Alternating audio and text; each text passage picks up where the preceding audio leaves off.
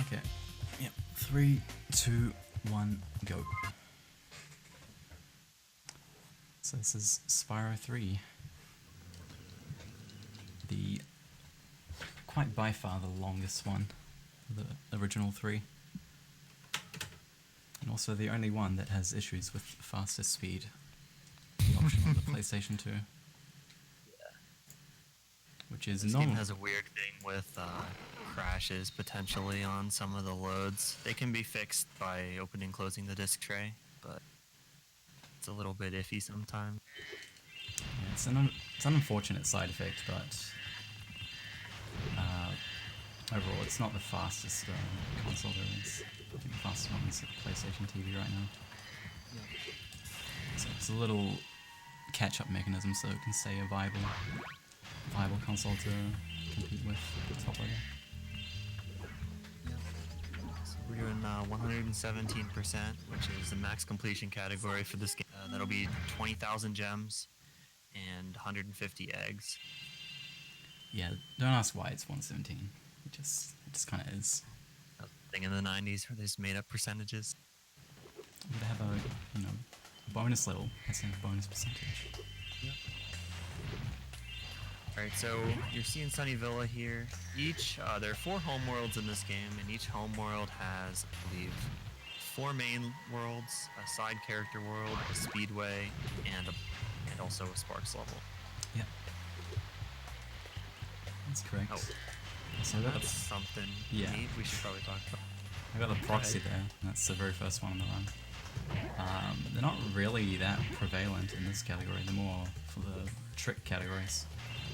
The 80% and 100 egg runs, but they're still useful occasionally in this one. Like you saw there. That one only saves a couple of seconds.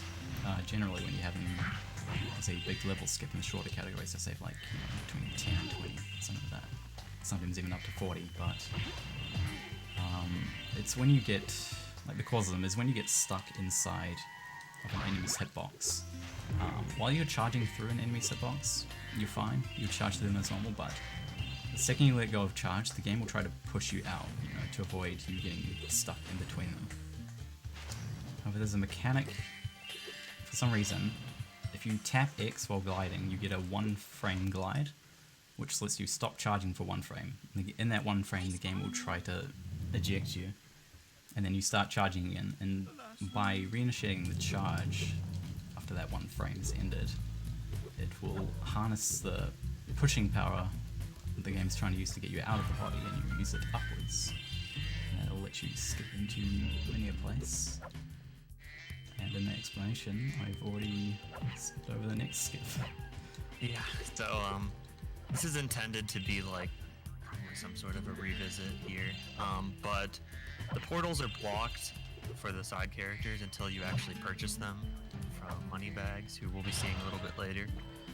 But most of the loading zones for the portals will bleed either directly above or below or behind or something. So what you saw Nerf do there is he jumped on top of the portal and then jumped into where the loading zone bleeds out the top to enter the area a little bit early. Yeah, that'll happen in quite a few levels actually. They weren't very clean with how they executed portals like that. It's a little weird, honestly. Like, it happens far too often. I think it happens more often than it doesn't. You can do more skips than you can't. It's very strange, but it makes it for more interesting. He's a kangaroo now for a little bit. The kangaroo doesn't really have too much interesting tech. She has a little bit where she can do a little double jump and then a high jump as well. The only real speed tech here is that you'll see Nerf kick to cut off a jump a little bit early sometimes. But other than that, she's a fairly straightforward tank control character. Yeah. And the other thing is, you can kick. Normally kicking, you're supposed to just fall straight back down, but if you kick relatively close to the floor after jump, you can still double jump out of that kick. It's it doesn't sound too impressive, but it's basically the only hard thing you can really do with that character. Otherwise, it's pretty straightforward. Yeah, the side characters are a new addition to this game. Some of them are interesting, some of them are not. Yeah. We're seeing a fair bit of them. I was gonna say, fortunately, you don't really see too much of them. Luckily, more often than not, you're playing as Spyro himself, which is the fun character.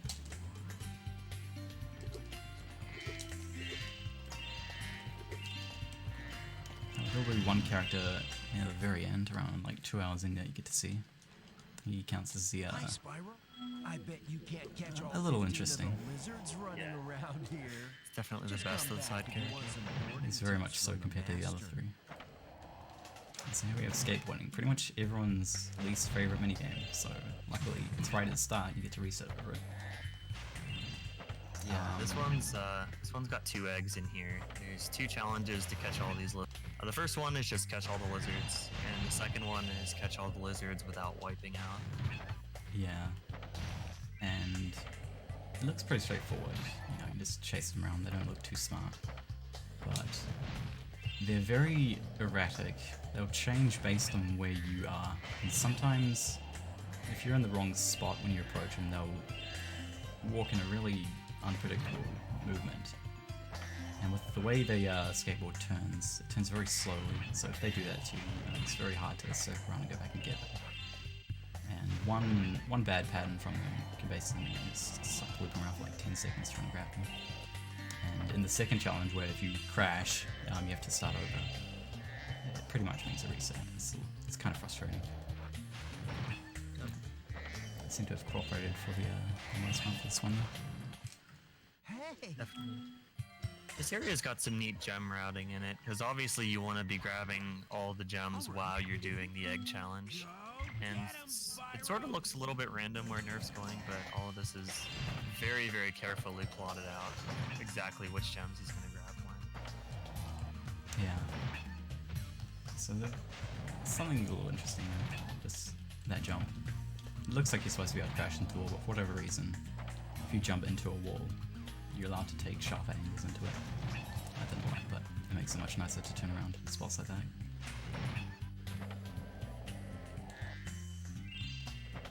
I mean, it's basically only this guy left who can really be annoying. Yeah, everything was fine. I think it was just 1 in the first one, but he didn't do it too much. Oh, did you get the color cheat looked up? I did. Green 1, right? Sorry, I forgot. Yeah. No, that's okay. I forgot to. Do you need me to grab it for you, or do you got it? Should have it here. Yeah, I'll put it in now. That's good. Up, left, down, right, up, square, R1. Oops, they're wrong. Up, left, down, right, up, square, R1, R2, L1, L2, up, right, down, left, up, triangle. Didn't work? Uh-oh. I wonder if the site lied to me. The site kind of does it sometimes. Yeah, I'll keep looking. Yeah, might need you to find me a different Yeah, code. just keep going. Which site did you end up using? GameSwap. Okay, you want to try the Spyro wiki? Yeah. I'll type to you.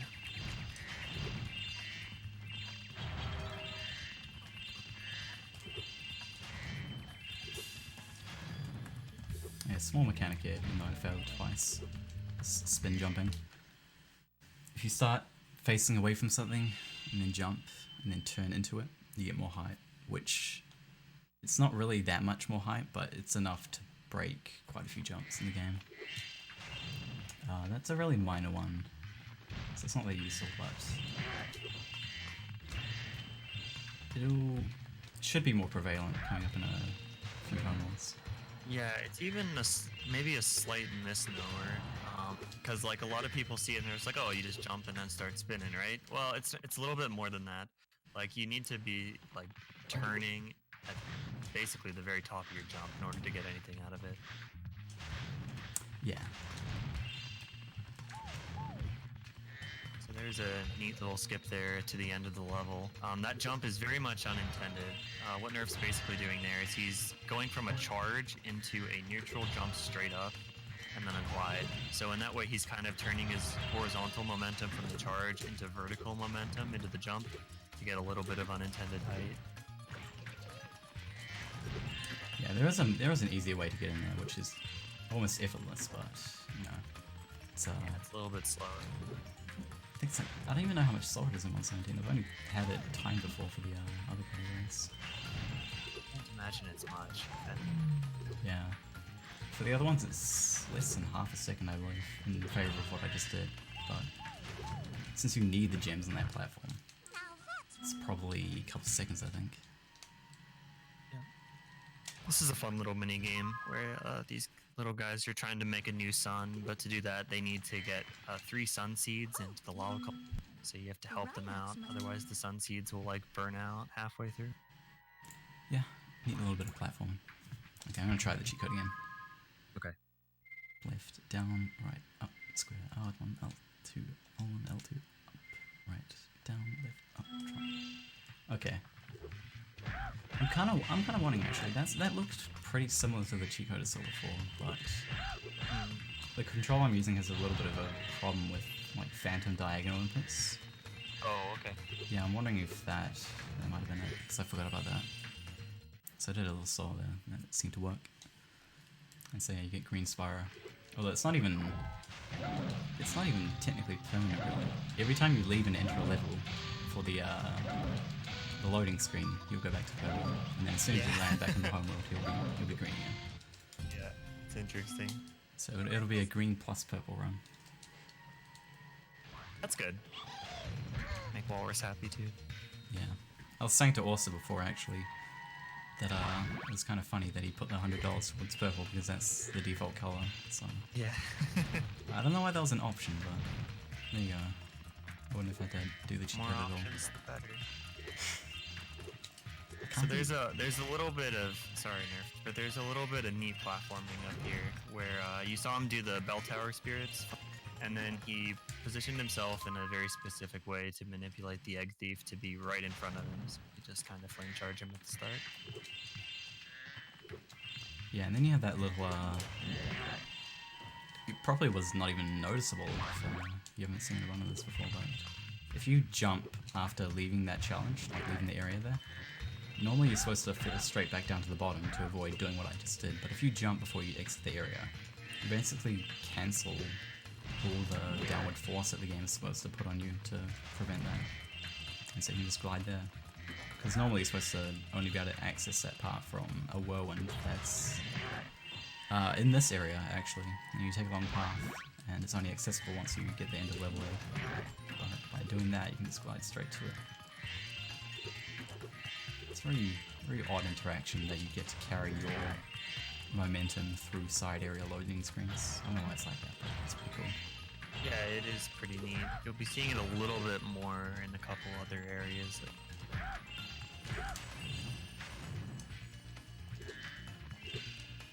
So we're just about done here. Each of the main levels in Sunny Villa has 6 eggs and 400 gems, including the home world. Say 400 gems? 400? Yeah, it is. Yeah, okay. And then, yeah, every home order will go up by 100. How are the speedways? I was going to say the speedruns. The speedways and the sparks levels, they always stay the same. 400 and 200. Right. I think they just wanted to end up with a clean 1500 by the end. Yeah. Yeah, the levels don't really get much longer, even though there's more gems in them. They basically just like up the value of the stuff you can collect. Yeah, you start seeing a lot more 10s and 25s by the end. Yeah. And here we have our first major trick. Do you want to explain that one? Yeah, sure. So essentially what's happening here is that Nerf is harnessing the power of the Superfly to do a slightly unintended jump to get him up on the wall. The wall is very much solid, because you obviously don't want to be walking through it. So you land on it, and then you can charge out of bounds and charge the swim plane, which will give him what's called a swim in air. The way swimming works in this game is that the bodies of water are not actually bodies of water. It's only really the planes that works like a light switch. Like if you charge the swim plane, it turns swim on versus swim off. So by charging the swim plane out of bound, it gives him the swim state and lets him swim around.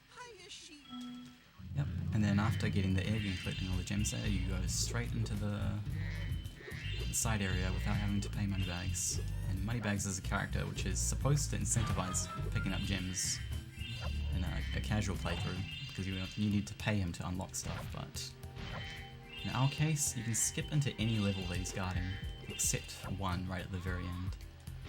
And very conveniently for us, every single level that's supposed to be locked until you pay him, or just locked by an egg requirement throughout the game, they'll be stored directly underneath where they're supposed to be under the map.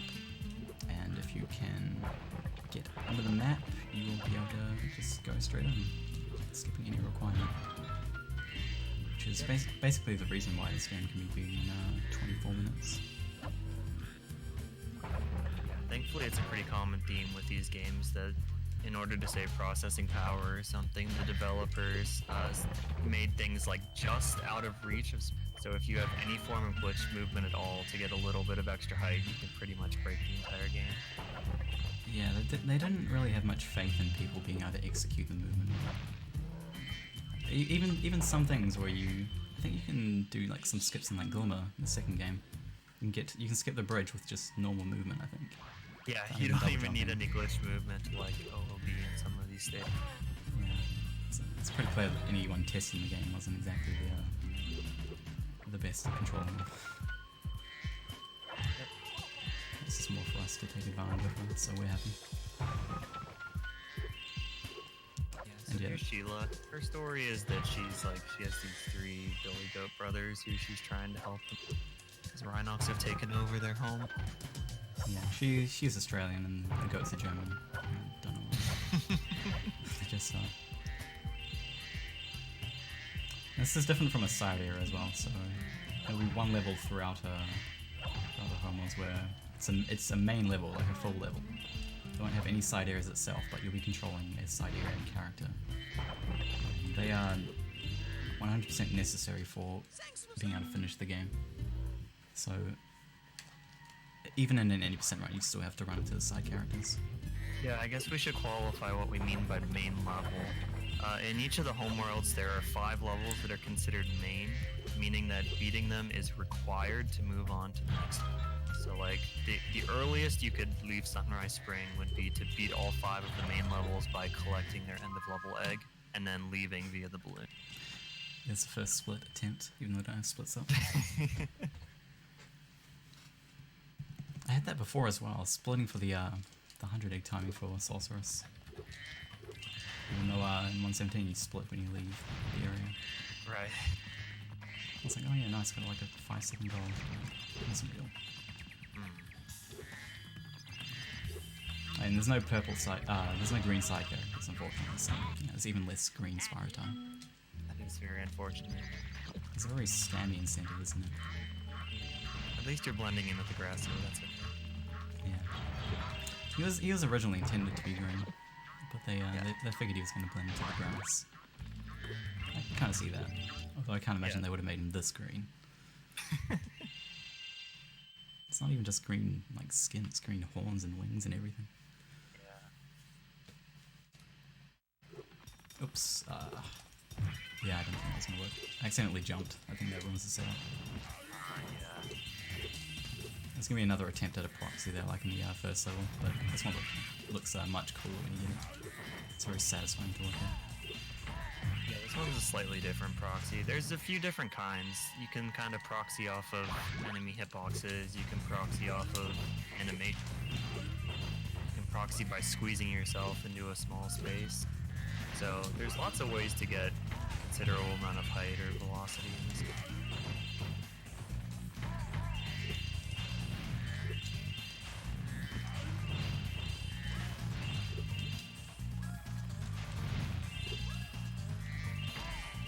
Coming up here is going to be the first intended revisit.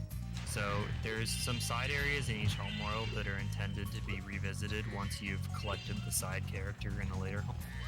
This one you need you're supposed to have the side character from the second homeworld to access this.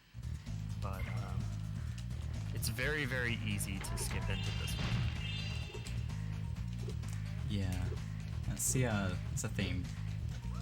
You're supposed to meet this guy in the second homeworld, so normally we wouldn't be seeing this guy for like half an hour.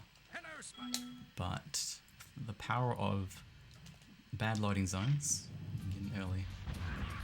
It's very fortunate for us that you can actually skip into all the side characters early. Because otherwise you'd be backtracking and that would waste a lot of time. Yeah. This one is particularly convenient because the bridge posts just happen to be at like exactly the right height for you to jump up to, almost as if it's a little bit intended or something. Yeah, there was a time before proxies were used in runs, and that was the only way to get in. Fortunately now, if that didn't exist, you would be able to proxy in, but back in the day, it was a very useful skip. Mostly because there's an egg just out in the open in this challenge. This is a challenge in itself. You're supposed to grab the tiki heads and drop them on the bodies. But there's an egg in this wall, and it's just sitting there, so it's worth grabbing in the 100 egg run. You just don't even bother with the challenge, you just come in here with a free egg. And I guess we should probably explain Sergeant Bird's movement. Yeah. If you've played this game casually, he's probably moving a little bit faster than you're used to. This is because Sergeant Bird moves very quickly while he's strafing, either left or right. And you can kind of harness that strafe velocity by holding strafe left and strafe right, and then holding forward. Move sort of forward at strafe speed. Yeah. Strafing just meaning holding L1 and R1 on the PlayStation controller.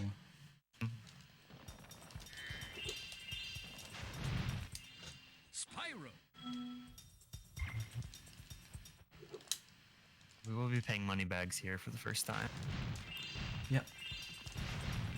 You can skip this. That was what the proxy attempt at starter levels for. If I did that, I wouldn't have to pay him. Which, it skips talking to him, but at the same time, it saves time in the last homeworld for... I don't know, should I spoil it? It's kind of funny. I think we can leave it for... Yeah. It saves more time than face value. Just leave it at that.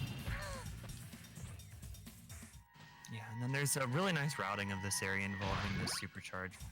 This doesn't get turned on until you defeat the first egg thief, but then once you do have it turned on, you can kind of use it to run around this area really fast and clean up all these gems.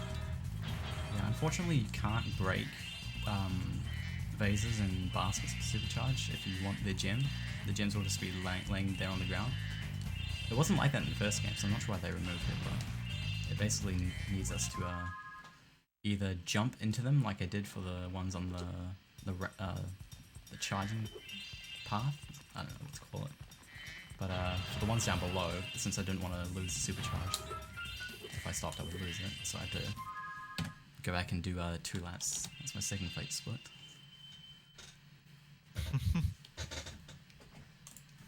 I have a feeling every time I'm going to be talking, I'm going to do that because I'm not going to be thinking. Yeah, just by default.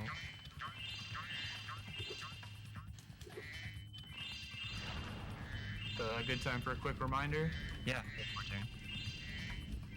Just want to remind people that during the entirety of the Spyro run, we do have a current prize for Deus Ex Human Revolution that you can be put in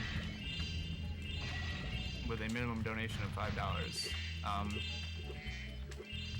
This run for, what would you say, a couple more hours or so? So you definitely have a lot of time, but don't forget about the prize being part of this run. Again, a minimum donation of $5.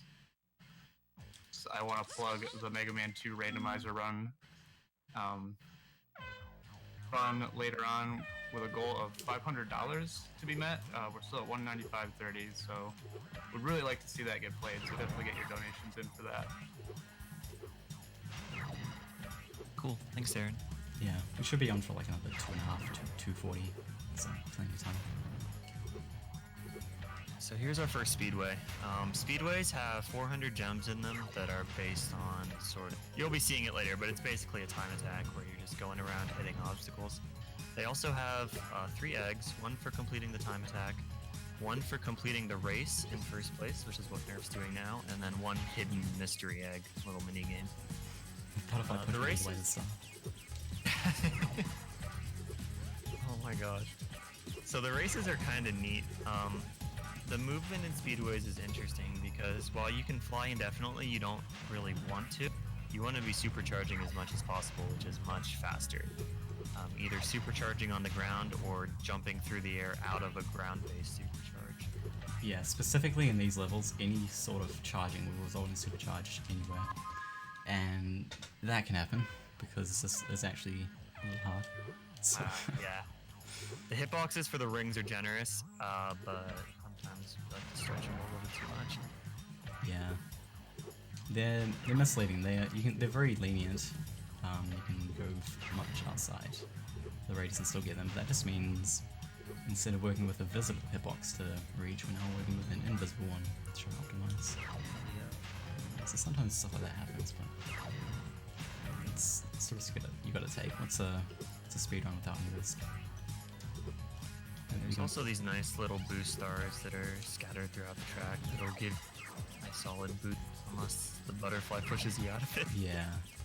They save, like, I want to say, well, actually, it depends. It depends on the flying speed. The natural flying speed gets faster with every speedway that comes up. So stars start to matter less and less, but it's still the fastest way to travel. In this one specifically, I think they say like 2 or 3 seconds each, so you definitely want to be grabbing every single one. Okay, I was a little nervous for that one, second time.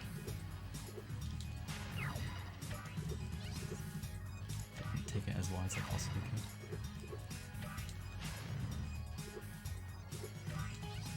Yeah, would you say this is one of the harder races?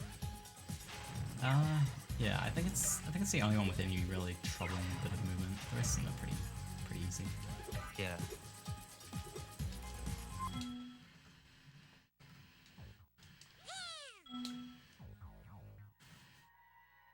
So they're not really too interesting. In the future, they start getting longer and less, less cool stuff you can do with them. It all just becomes 3 laps, takes 2 minutes to kind of tune out for it. So here's the time attack.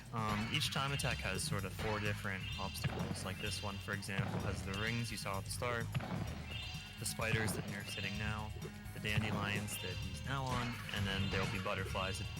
And each of them, there are 8 of each of them, and they all have a gem. So hitting them all will collect you a quick 400 gems. Yeah. Okay.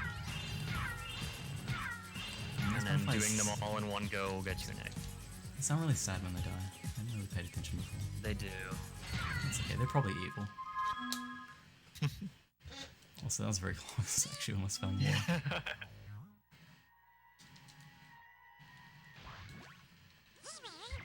And now for the Hunter Challenge, which unfortunately is the only interesting one, this one. The rest of them are just auto-scrollers, but it's okay because this one is actually pretty fun. And it looks really cool when it goes well. Your friend Hunter is always hiding in one of these speedways, so you have to find him and then he'll offer you a little challenge. Like here there's sheep saucers that are flying around that you have to. All of them involve UFOs. It was very prevalent for some reason. An alien problem. Yeah. My favorite theory about this game is that none of these challenges are actually happening. They're all just in Hunter. So he's just sitting there for 30 seconds making gun noises and flying around. And then he gives you an egg that he found. It's a very common thing for people to suggest in chats every now and then. Is that well, not related to what you said, but just Hunter in general. He's supposed to be a friend, but he's withholding the eggs for you until you do a task for him. Even though he's supposed to be some saving stupid little mini game just wants to be played with. Yeah, the plot of the story is that they've been abducted. All 150 eggs have been abducted from their homeworld, and you're supposed to return them back to the mainland. But yeah, Hunter, he just wants to play a game before you help you.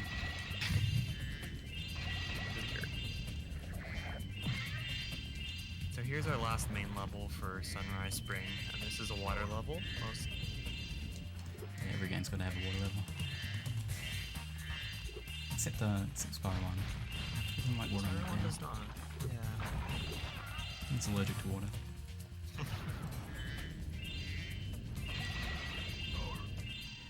So this level in particular has some fairly annoying enemies, the Rhinox that hide in. These guys are a little annoying to optimize because they don't have hitboxes immediately as they appear out of their shell. It sort of takes it a little while to spawn while they're sort of in the air. Yeah. So you do have to wait a little bit if you want to charge them. It's like a second and a half, I want to say, so it's very misleading. Fortunately, it does allow you to do something like this, if I get it. There we go. Yeah, you can proxy off them while they're in that state. You can do it while they're vulnerable, but it's, you can't do it in quite the same way. I think it's a little harder. Yeah. But when they're like that, they're really easy to proxy. Yeah, it's pretty much the same setup Nerf mentioned earlier, where you just charge into their hitbox while it's spawning. And then as it spawns, it sort of pushes you out, and up. Yeah, the cool thing there is that that's the first instance we see a falling dead body of the enemy will actually break phases and stuff. And that will give you a free, well, flame charge, I guess, for lack of a better word. Do we explain what flame charging is? I don't think so. Probably should. Yeah, so normally you're supposed to flame or charge some containers, and they'll give you gems, but they will only home into you if you're charging. So normally you have to stop moving to charge, but with a flick of the wrists, you can let go of square, tap circle, hit square again, in a very quick motion, and then while the flame's traveling over, you're charging again, and then you get gems to home in when they're not really supposed to. And yeah, there's no term for a body breaking a vase and getting the same effect, but Yeah, it's very rare. yeah, there's not really many situations where you can feasibly get it. Also, that was one of the more likely crash points of the game, so Yeah. there's only one more of those, but like I'll go slow there, so hopefully that won't happen. Yeah, breaking that last turret has a chance to potentially crash the game. It's rare in 117 because people speculate that it has something to do with all the gems that are littered around, and obviously in 117 we're actually picking up the gems, but it can still happen. Dak makes a good point. And the emo with stupid spots. We do.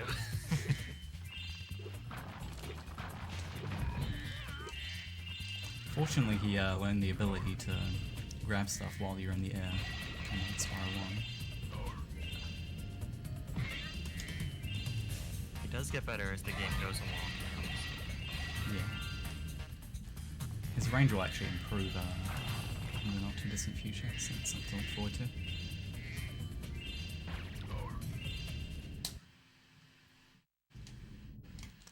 Here's Water Tunnel, which is still kind of hard, even in the speedrun.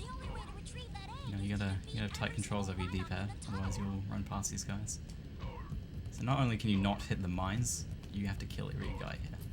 And the controls sometimes aren't that forgiving, because you turn based on where your camera angle is, and if your camera is not in a place where you're expecting it to be, sometimes you get wider turns than you want to, and that'll lead to bad stuff. Lead to the Rhinox laughing at you usually. Yeah. Notably, one of the current 80% record holder for this game is playing 100 egg right now, which you don't do Water Tunnel in 80%, but you do it in 100 egg, and he doesn't have the greatest time with that challenge. I want to say he fails in like 1 in every 3 runs. It's very fun. It's hard. He's not used to it. So here's Pluto. This is like a little mini boss kinda. You just want to be running around, grabbing the crates and shooting rockets at Pluto. Fastest strat for this fight involves taking a little bit of damage, but it's not too bad. Yeah, you use the power of momentum to shoot backwards. You need a certain amount of ammo to kill him, so it's optimal to try shoot him as you're going over to all the crates at the same time. Which can be a little hectic sometimes, but once you're used to it, it's not too bad. It's worth mentioning that damage boosting can be a little scary in this game, mostly because Sparks is your health. So like he'll go from yellow to blue to green to gone, and then if you take a hit when he's gone, you will die. But Sparks also picks up gems for you, so ideally you never want to be lower than green Sparks, otherwise you have to pick up the gems manually by walking into them, which is very, very slow. Yeah. So not only do you have one hit from death when you have no sparks, you also have a less enjoyable time.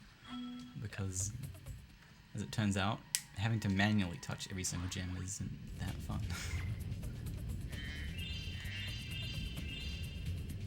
It's also very inconvenient, so you know, that's another that's a different factor. At the same time, it's kind of bad timing because the boss you need to damage abuse on is right before the first quote-unquote real boss, and this boss you need to play a little dangerously. Yeah. So if you're one of those people who can't go in with green for whatever reason, Listen carefully. you have to do a little bit of a scary strat. It's not hard, but it is kind of scary sometimes, with no health, and any mistake will kill you.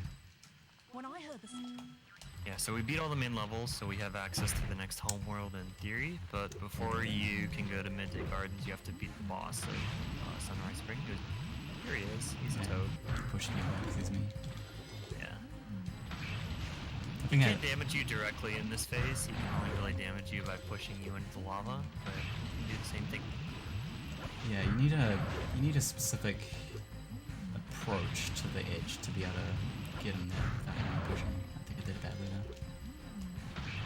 I'm never quite sure why it happens, but it's just down to muscle memory, not exactly being on your side. Yeah, so there's a few important things in this fight. One is Nerf is keeping him by the edge for two reasons, basically. One, to knock him into lava quicker, obviously, but then the other one is in between phases, he'll do like a buzzsaw attack where he tries to run you down, but if he runs into the edge, he'll just stop. So you kind of want to position him where he'll run into the edge immediately. And then he was also turning his camera to prevent Buzz from doing any sort of other attacks. He has one where he'll like throw fire at you and stuff, but if he's not on camera, then he won't do it. I love explaining a boss that's already been dead for like 30 seconds. Yeah. A lot to say about that pod. There's too much to say about this game in general, really. It just happens too fast. So I'm climbing a wall.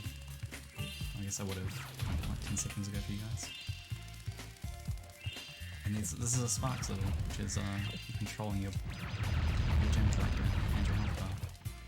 And he's surprisingly a lot more deadly in this form. I don't know why he's not like this in the real game, but Wish. oh well. We'll carry on.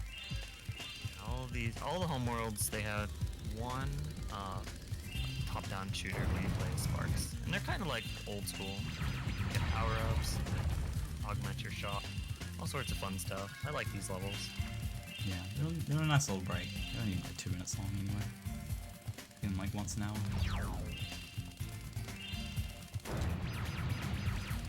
So right now I'm just going from different room to room, collecting keys, collecting gems. Yeah, this one's pretty linear. You pretty much just have to sort of go through the developer intended path. Green key for green room, yellow key for yellow room, until you get to the boss.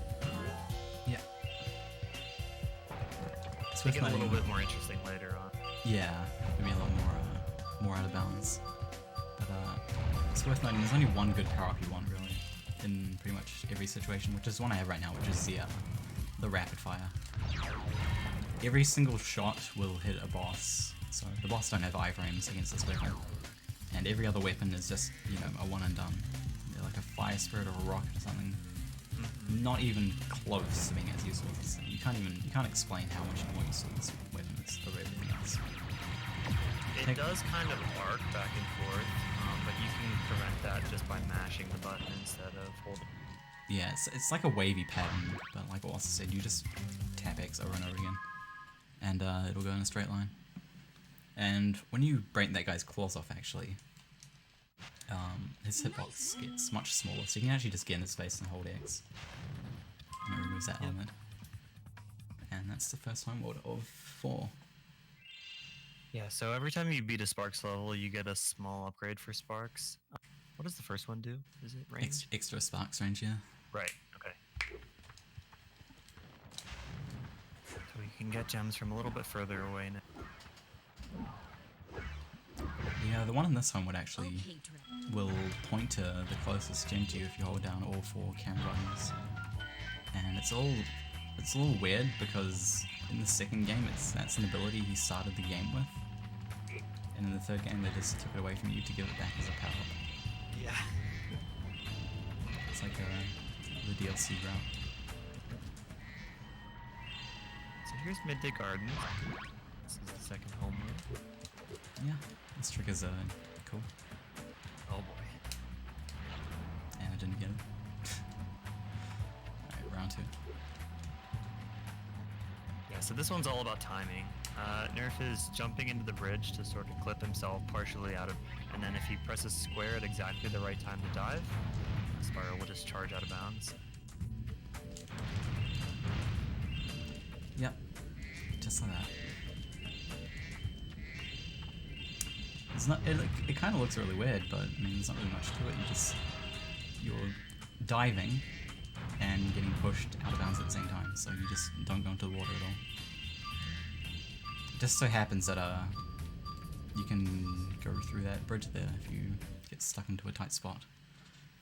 And just like the first time world when we use the swimmer air, just go straight under the second side character and just enter his level for free.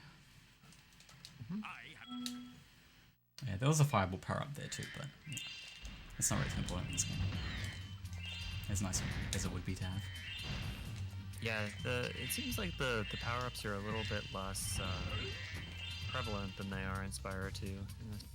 Yeah, in Spyro 2, enemies didn't have gems. They released their souls, and the soul would fly out to the power-upping level that will get collected. It's really kind of ominous, actually. Yeah.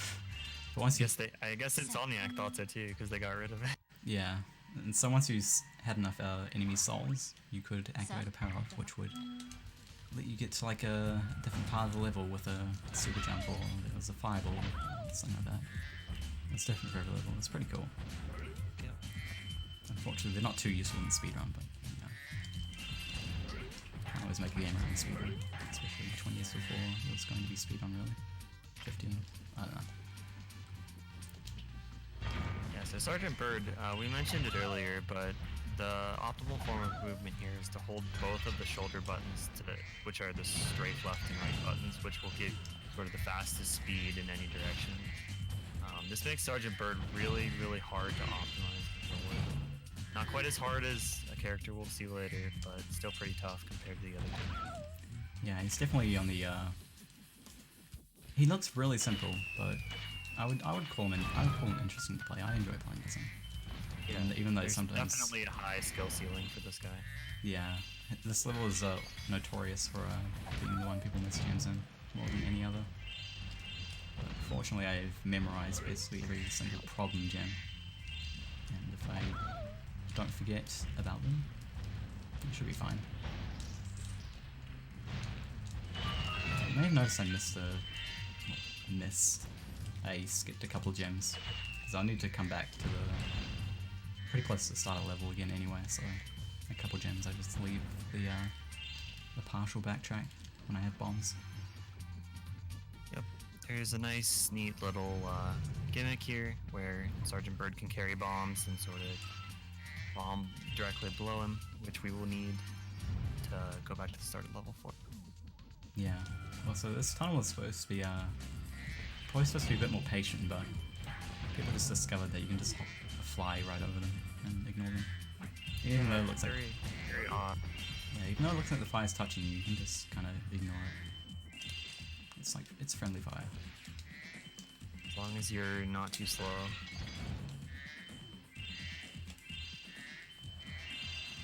Oh, there's a bit of bad gem spread. It's almost too late to frame that. What are they called? Hummingbirds. Yep. Yeah, this level's kind of an auto-scroller, kind of not. You're kind of guiding this hummingbird to the end of the level where she'll give you an egg. But her path through the level is dependent on which enemies you kill. So you saw Nerf save that one enemy for last, and then shot it, and then while the hummingbird was moving, he cleaned up the rest of the gems. Yeah, that last enemy there was a trigger for her to move to the end of level and teleport me, so I can use that to just collect gems and then get a free teleport. That's a theme in every side character level actually. All 4 of them have escorts in them. Before I was. You don't really notice it too much in this one and the first one, but in the other 2 it becomes more noticeable.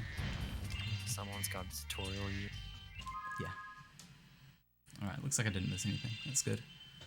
Good. That's like the only level I'd be worried about missing anything in. And it's really just one gem in particular, because gems, when they come out of containers, they can actually, well, they roughly fall in the same spot, but it's not exactly the same every time. And for one gem in particular in that level, it can drop, since there's cliffs, you know, all around the level, it can drop in 4 different places, which, if you're not paying attention, you will miss that sometimes. Yeah. I know I The definitely thief gave you the business. Yeah. He ran the wrong way at the start, that's completely Yeah. Every thief, they're only a tiny bit slower than you, so normally you're supposed to chase them for a while, but there are setups for every single one. I just didn't do it that time, because I'm, Yeah. They're programmed to, like, if you are taking too sharp of an angle trying to cut them off, they're programmed to turn around, so you can kind of manipulate that a little bit. yeah. Although at the same time, it is kind of a nice sound cue. If you hear them laugh, that means they've turned around. That was a very, very good proxy. Nice. Yeah, I didn't exactly want that much hype, but it did the job. It's fine. Yeah, so proxy off the croc, it's basic dead body proxy, and then that allows us to get out of bounds and clip sort of under the level where the portal is waiting for us. Yep. This guy's really boring. Very slow. Yeah. He actually does have some RNG to him. If he rubs his eyes, he'll throw the bomb out like 2 seconds later. Oh. And that's his RNG. It's rubbing his Yeah, eyes. you're supposed to like run through the level and light the lamps to wake this guy up. That's why he's like sleeping, and I guess the lamps are bright and wake him up. But again, the portal, when it's not active, is stored directly under where it's supposed to be, so you can just hop down there. Yeah. I guess anyone with a keen eye noticed there was a giant candle near the start that is now lit. And all of them will be lit throughout the level now. There was a small thing actually when I killed him. He drops the egg onto his platform, but he's supposed to have lost control by that point.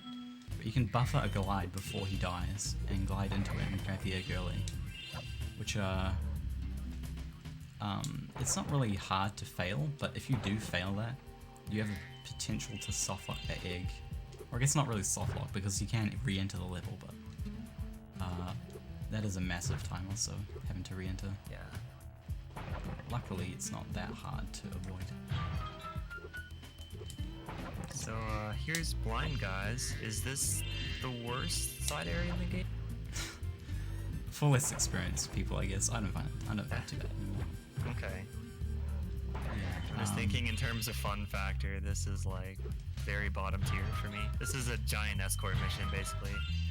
The Fireflies want to take bombs to the end because there's an egg in a cage, so I guess the only sensible thing is to throw a bomb at.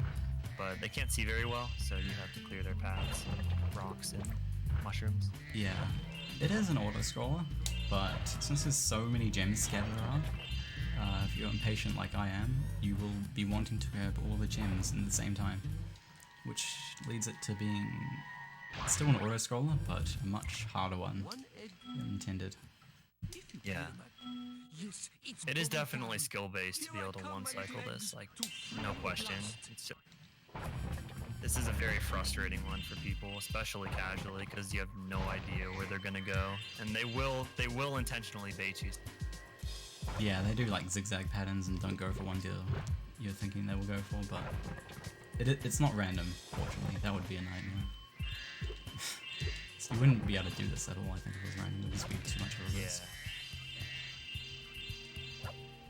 There's one in particular that I'm thinking of near the Camera end flipping. where there's a mushroom that's twice as big as all the other ones, so you'd expect, oh yeah, the second guy's gonna go for that one, obviously. And he kind of does, and then at the end he like jukes and goes for the same one. Yeah. It's like twice as bad as well because you have to headbutt it, or you have to head bash it twice to get it to go down. Yeah. That room I exited out of last was a little scary. When I came out of it, the camera flipped around, which basically meant I had to invert my controls, like to, you know, keep going in the same direction I was going. But I wasn't prepared for that at that time, and so I did like a 360. But luckily I was, you know, definitely way on par with the cycle, so that's fine. Yeah, this is maybe there is a money bags there. I don't know if you saw them or not. Yeah, but that's maybe the most insulting money bags, and it's comically easy to skip in. Yeah, I'll be seeing him in a couple of seconds here. You won't be able to see the skip to, like the casual skip for him, but it's, yeah, he's right here. There's like a waterfall you can jump over. It takes like 2 seconds and you're at the end of the level. I don't know what they were thinking, but it's really bad. Yeah. Most of the money bag skips require some sort of a proxy or an out of bounds that's not obvious, but this one is just, man. Yeah, this game was kind of rushed, unfortunately, but it's still fun. Oh yeah, it's still great.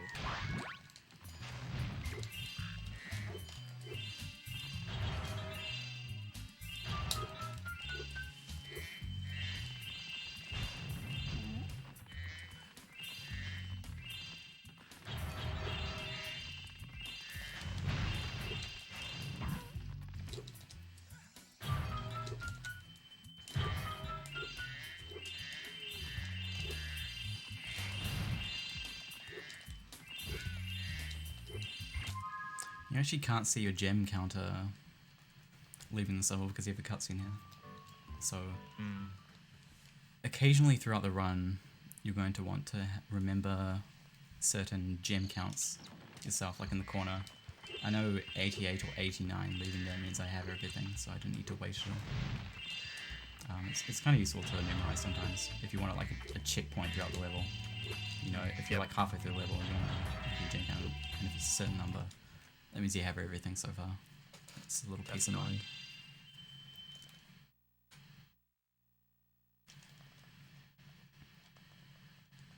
Alright, so do you do boulder? Yeah. Okay. Well, ideally, So with this, ideally bug, but yeah, Ideally it's bug, bad RNG. So at the start of the level here, you're gonna see our first squeeze procs. These pandas are gonna start moving the boulder, and while they're moving it, Nerf is gonna squeeze himself in a very tight space, a little too big for Spyro. And then when he turns himself, the game thinks you're stuck and ejects you straight up to get you out. Yeah. I will turn my TV up a little bit for this challenge, because I want to be able to hear the enemies dying. Oh yeah, yeah. This challenge is this was for the longest time a very boring challenge. Just an auto-scroller, you just snipe the Rhinox. But what you can kind of do is the Rhinox that are coming later that parachute out of the sky are stored in a very specific spot in the sky. So you can kind of snipe them early if you're good. And this can save an absurd amount of time in this auto-scroller. I think the fastest to slowest is like 18 seconds differential. Yeah, and this one right here, this is the only hard one. Yeah, I missed him. Unfortunately, I don't know how to actually hit him consistently. You can't really turn your camera up much more than that, and there's a very, very small window to be able to actually hit him with the height you have. But even if you miss him, it's still 10 seconds faster than the other options. Jeez.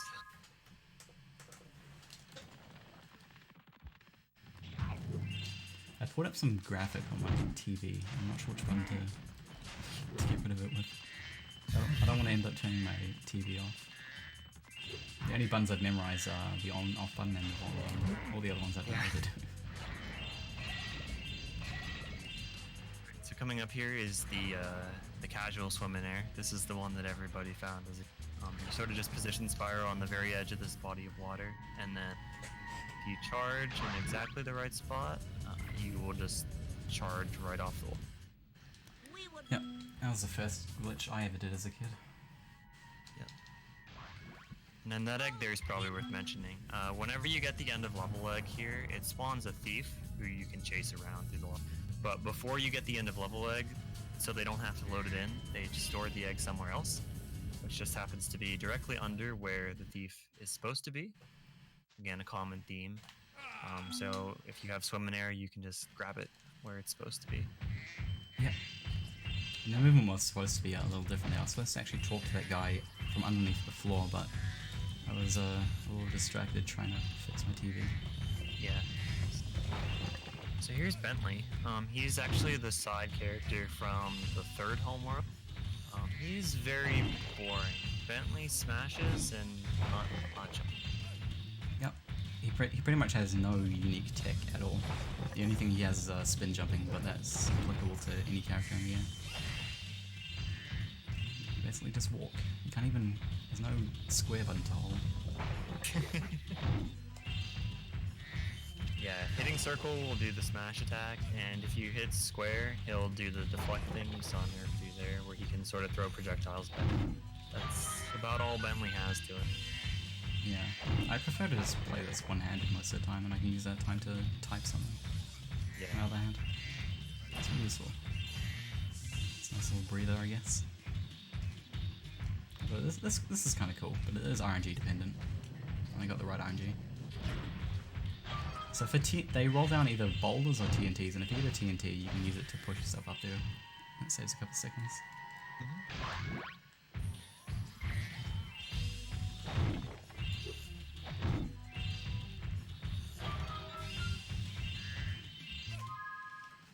I guess he'll be our first mystery jar, I think. Yep. What mystery jars are is once you flame them, they don't break straight away, but they will appear in a different part of the level, and it will give you a brief cutscene of where they're going to be, and you have to follow it through the entire level basically, and this dictates the route in most levels because it's generally located near the end, and generally when it ends itself it'll be near the start of the level, so it's kind of an enforced backtrack. So most levels of mystery jars will be some sort of a skip to the end and then backtrack to the beginning and usually end there. Yeah, and it's worth noting that if you die, you have to do the whole thing again, so it means dying in levels with them are really bad. Yes.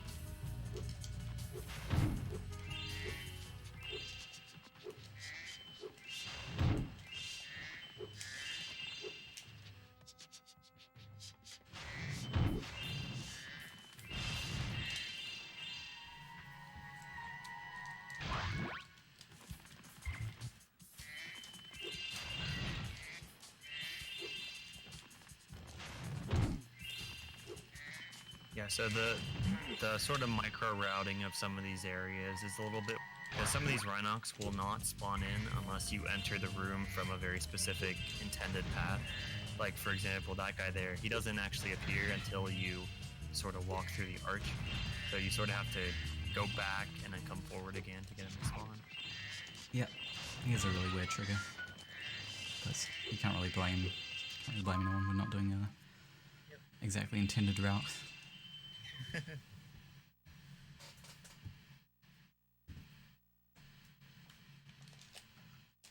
There are a couple enemies in Sunnyville actually that I like that. It's kind of easy to bypass that trigger and they just stand there. But I think that one is easily the biggest offender in the game.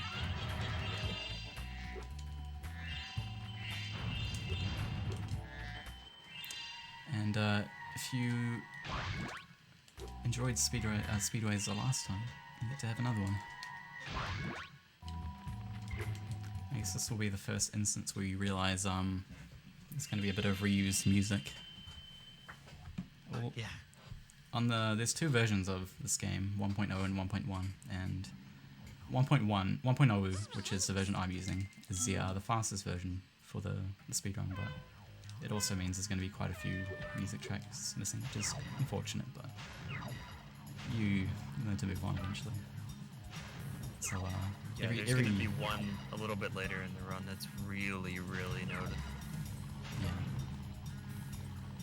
for right now, every single speedrun is going to have the same music in it. Just specifically for the Soul, a shame I think, because I really like the 1.1 music for Soul. Yeah, it's good.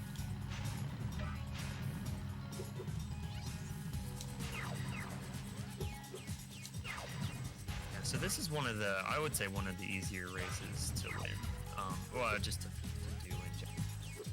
The only really annoying part about this one is that the biplanes are very large, and sometimes, depending on how fast or slow you are, they can push you out of stars very easily. Yeah, it's not uncommon on the spot right here on the third lap for you to crash into a biplane, because that is a point where you cross through it twice in the same lap, once going one way, once going the other. And so you have to avoid a head-on collision there.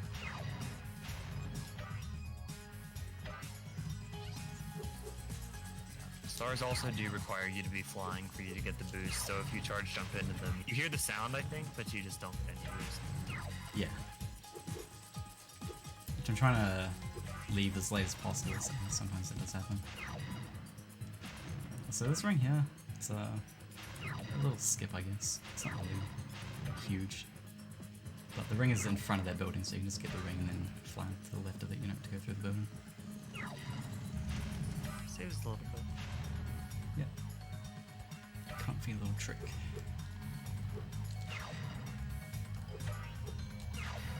Also, I don't even think supercharging for that stretch there is even faster. I've been told it's not faster with faster, but I just like keep my hands busy.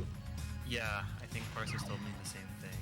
Yeah. At worst, it has to be exactly the same. So Yeah, I just like having my hands being busy. It's nice. sure. You're gonna have a big enough break in the next level anyway.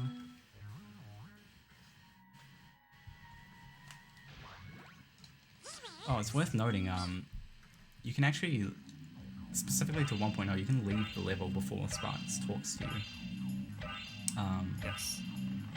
Which, if you actually finish the race and leave before he gives the egg, you'll be locked out of that egg, and your game file is ruined, I think. Yes, that's one of the major problems with 1.0. I think they actually had to. That was one of the major patches Yeah, I can't remember who said it, but I've heard someone say that people actually have to mail their memory cards into Insomniac so they can manually add the end. Yeah, I've heard the same thing. Which is really crazy because I never even heard of that before. But it wasn't a problem on PAL, which PAL is what I grew up with, so Yeah, I know how to deal I with that. grew up with 1.0 and I definitely never had that problem. You're never just eager to leave the level after you beat a race. No, I wasn't. I'm kind of curious what the interaction would be though if you got yourself locked out on a 1.0 file and then tried to load it up on a 1.1 file. I wonder how that would work. Yeah. I mean, who has 2 discs of the same game lying around? I definitely don't. So the Hunter Challenge here is kind of terrible. Yeah. It's basically just a straight up auto scroller. Yes, yeah, this is like They're slow. 2 minutes, I think. It's absolutely nothing to do. So I mean, if there's anything you want to read, like a donation or anything. Yeah, go for it, Darren. If you want to plug some. Sure, yeah, we don't have any donations at the moment. But again, I would like to plug the fact that during this run, with a minimum of a $5 donation, you'd be put a chance to win being Deus Ex Human Revolution. So getting your donations for that, as well as the Mega Man 2 randomizer run, still sitting at $500.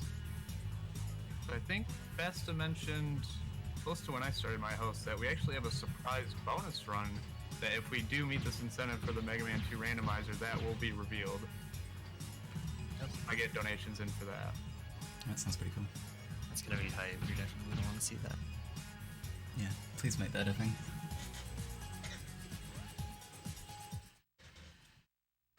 There we go, all done. Hooray! Unfortunately, they're not as interesting as the first one, but it's a nice little downtime. This game gets plenty of that. They actually somehow managed to get worse by the fourth one. So. And yeah, speaking of downtime, so assuming it goes well, you can get 50 seconds to just get up and do whatever you want. Yes, I also want to remind anybody that is just joining us, this is the Bring 'em Over 2 marathon. We're trying to pull money together to get 3 very top tier runners of Mega Man X to come to AGDQ 2019 to participate in the Mega Man X 123 relay race. Louise and Madu from Brazil and Topa from Finland. So definitely any donation is appreciated towards that cause.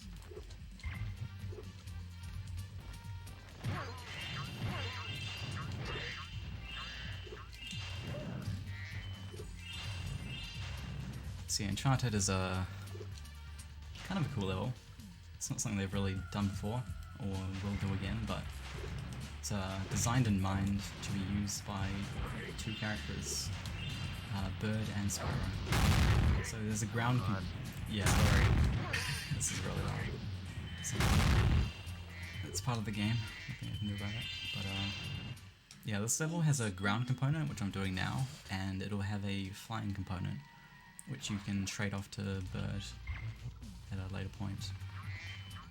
Yeah, it's pretty neat. Basically, like, anytime you want, just by entering the side area, you can switch between Sergeant Bird and Spyro. Yeah. Now for the most exciting part of the game. Isn't this the? Let's start. They with were something really proud of easy. skateboarding, You can weren't they? jump off the end of ramps Yeah. by pressing the X So button. there's I'll a show you how to do it skateboarding once, challenge in then the it's very your first turn. level, Okay. and now that we're an hour 10 into the run, they decided it would be a good time to give us the tutorial. I'm not sure on the reasoning, but you know, do what you want, Insomniac, I guess. Gotta show you how to do the sick tricks, dude. Maybe they thought the one in the first level was too hidden away. No one would be able to find it. Yeah. Wow.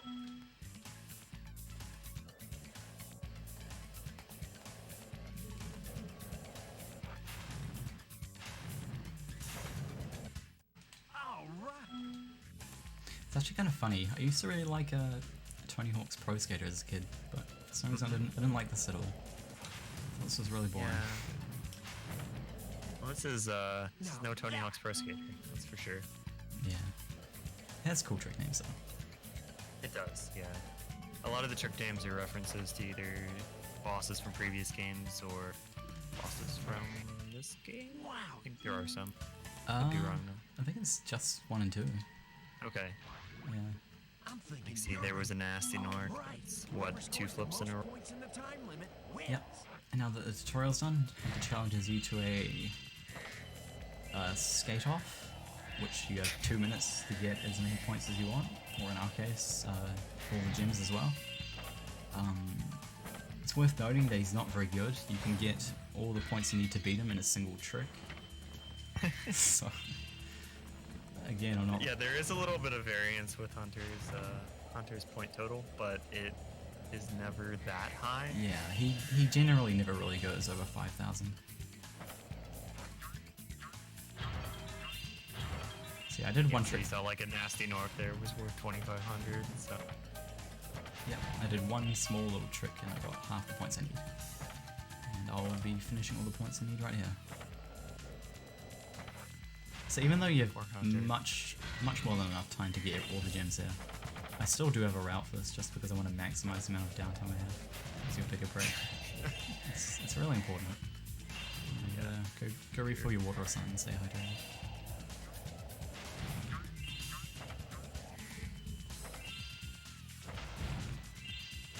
So you got 42 seconds of free time. It's not too bad. You know, you get to look at Spyro. I'll put the controller down. Let's go see what's on Twitter. Poor Hunter. He's still trying in the background. He's still racking up those points. He's trucking along. Doesn't know when to quit.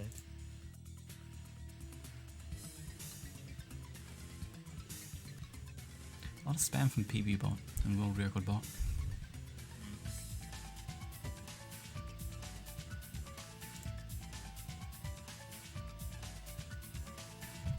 Oh, well, he tried. That's all the time he gets. Got 87 there. Not bad. Oh, 43. And he can't believe we beat him. It's just unbelievable. We're just too good.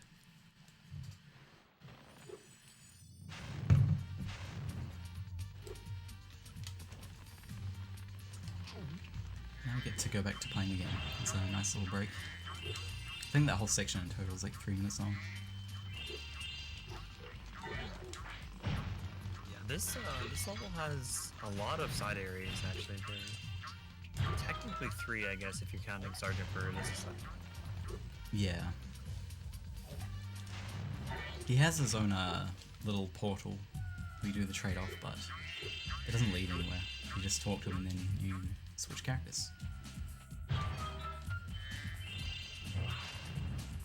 Yeah, I don't. Is it even really required? Like, I know you can get all the bones without Sergeant Bird. Can you get all the? I think so, because there's that one guy who flies really, really high. I'm sure you know which one I mean. Yeah. Apart from him, though, it probably is doable with Spyro only, I think. Yeah, I wasn't sure if you could get like an insane proxy or anything. Maybe. I don't know. I haven't messed around with this level too much to know. Yeah. I think it's more of a JT question. Yeah, sure. There is a category to start from new game to beat the Bone Dance Challenge in this game as quickly as possible. It's very legacy, but for some reason JT decided to optimize it, and it's I don't understand why, but he did. Yeah. He doesn't even really seem to have much fun when he's playing it either, so it's very confusing as to why. But there you go. It involves a lot of... It involves a trick, actually. I don't think it's in its current PB, but... when you have a trick in your run called Dream Crusher, you know it's pretty bad.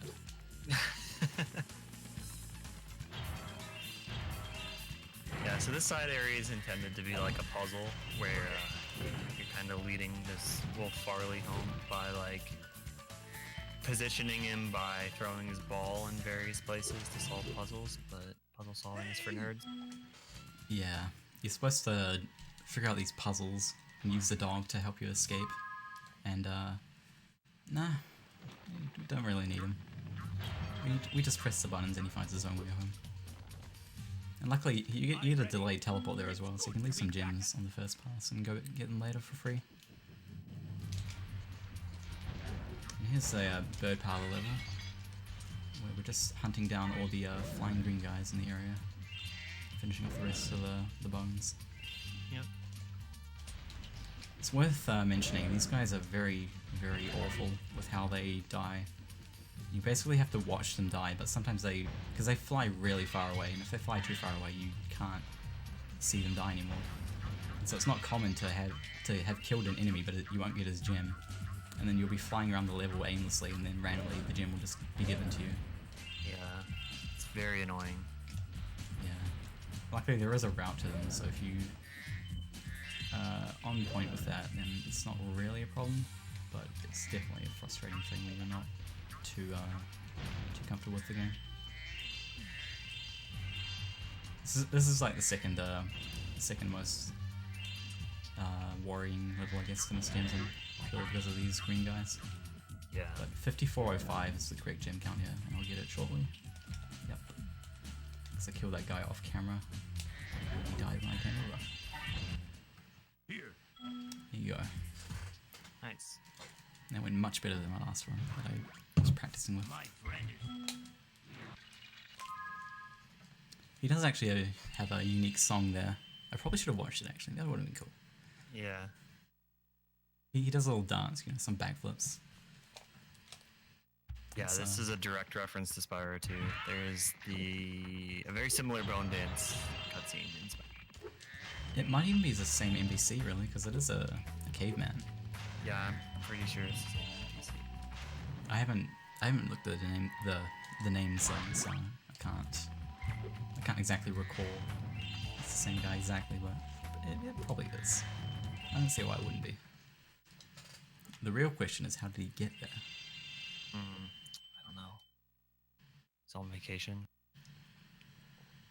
Yeah, side characters aren't green, unfortunately. So, Nice if they were. Every playable character. yeah. Bentley, 309, sounds good. Oops. And these birds, the game doesn't like them too much. If you kill more than one of them too close together, the game will very likely crash. So, Oh, is that what causes it? Okay. yeah, you just don't want to kill them too close together because they drop a lot of feathers when they die and the game lags.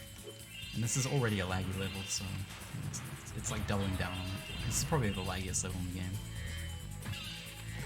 So it's on me and you, I guess, to remind me not to go too fast on the birds. This level also has one really good thing going for it in 117, is that you don't have to do the skip. Because the skip you do in the any percent categories in this level kind of stinks. Yeah, it's a very long jump, kind of precise. People aren't really fans of it.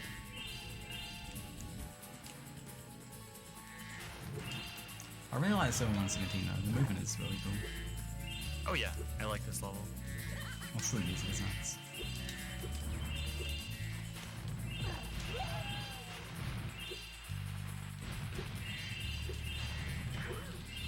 I have missed a couple of cool movement parts already though, but there's still a few more left. If I can get those.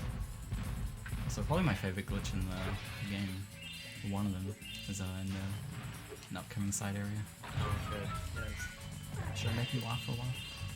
Just a little bit? Sure. Alright, I'll see. Hopefully I don't forget. Oh, I think we're thinking of different glitches. Do you not do double? No, oh yeah, true. But that is RNG, so Okay. I guess I go for it, and if I don't get that RNG, I'll do the thing. Okay. That sounds reasonable. Yeah, there is a really interesting trick you can do in this level, but it is RNG to set it up, which is unfortunate. So you don't get to see it everyone. Yeah, this level's got some neat enemies, I think. Like the guys on the ice with the TNT crates are particularly interesting. You can kind of use them to interact with the other enemies. If you flame the TNT crate at big guys, it will defeat them, which is good. You're very, very slowly here. Yeah. For everything to despawn before I do anything. There we go. That's the most likely one to crash, but it can crash on any bird.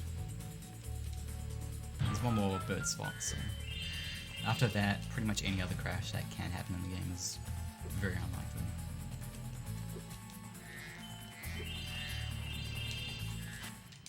Step right. I always knew. Speaking of good minigames, Is this the last time we paid money bags in this run? yep. Okay. No, cat hockey. Sorry. Right. Yeah. So if you get Boar and Molten Crater, this is the first time you will be paying, but for me, since I failed it, it's the second one.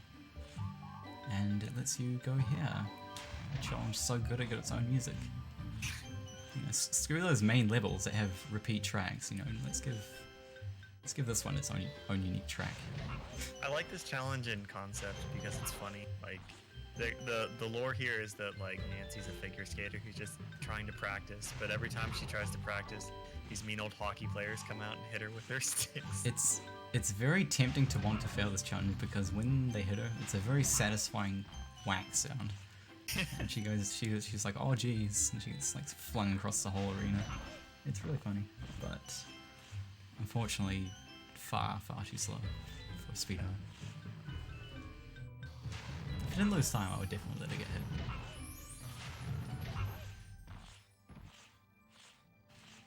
There's a cool little thing you can do. You can break the camera here. You just stand here, look up at the roof. Normally you don't have reason to look at roofs, but break the camera, there you go. We did it. And this egg is a reference to who is Mark Cerny actually? What does he do? I can't remember what he does. He's like he's one of the big heads in PlayStation, right? Or I something. have no idea. Yeah, I can't remember.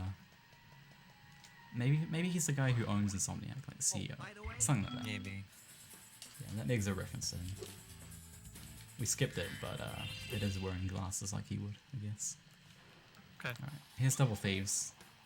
If I don't get it, I'm sorry, but it is RNG to set up. If you do get it, will you not skip the cutscene?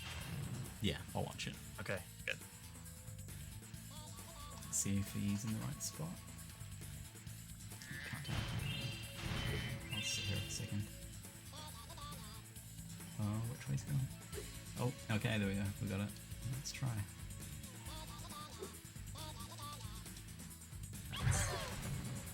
So excited. Here's double thieves. Watch the eyes. Hail Satan. Oh yeah.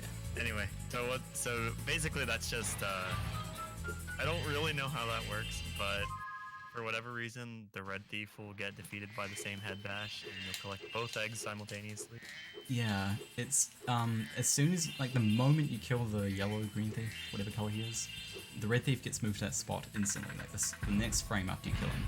So when you do that head bash, since he's moved there, you know, very next frame, it's just instantaneous that same head bash will kill both of them. Oh, okay. That makes sense. Yeah. Unfortunately, whatever path they choose to run to, since there are two paths there, that's the RNG part of setting it up. Because they will always run back to the start, but you can pick whatever one he pleases. And yeah, 5420 is the right count here, so I have everything again. I don't have too many gem counts in this game, but Yeah, there's a few that are handy. yeah, one like that where you end on the egg, because normally it tells you that you have all the gems like a second and a half after you collect them all. But if you wait for every single level to see that message, it adds up to a lot of time loss. So ideally, you want to leave with confidence. But that one is particularly bad because you will see the 6 out of 6 eggs pop up first, and then the gems. So if you wait, you're losing like 5 seconds there. So that's a particular reason to have a gem count there. Yep. So we're on to Spike here, who's probably the best boss in this game. Although that's not saying much. Sorceress is pretty cool now that she's consistent. But yeah, he's still cool. I like him. And in any percent actually, you only have to hit this guy 6 times instead of 9 because of a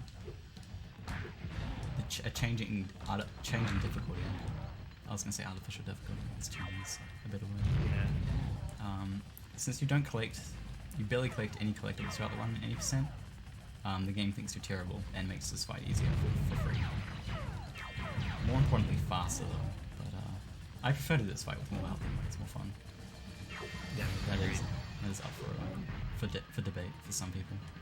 Yeah, that is a built-in mechanic in this game where, like, depending on like how many collectibles you have at various points in the game can get easier. And it does save time, but I think in 117 we lose it before we even leave the first level. So. Yeah. Maybe not the first level. I think it's maybe like the first challenge in like Sunseas or something. Okay. It's very early on though. Can't maintain it for long if you're actually collecting stuff. Yeah. Also, it's worth noting that it's called. We're leaving the level as soon as we get the egg from the boss. You only do that in 117. If you're in any other category, you want to just or I guess any of the main ones, you want to just watch. You just want to sit there and walk onto the whatever vehicle that's taking you there, bullet and do a rocket. But yeah, in 117, since we still have stuff to do in the mode, we don't want to leave quite yet because that'll take you to the next level. So we just drop it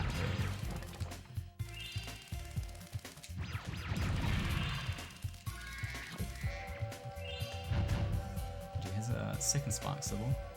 You can only access these levels after you beat the boss of that world. So for the first 3, it's going to be right at the very end of them. So it'll be the last thing we do. That'll change for the 4th world though, but we can talk more about that when it comes.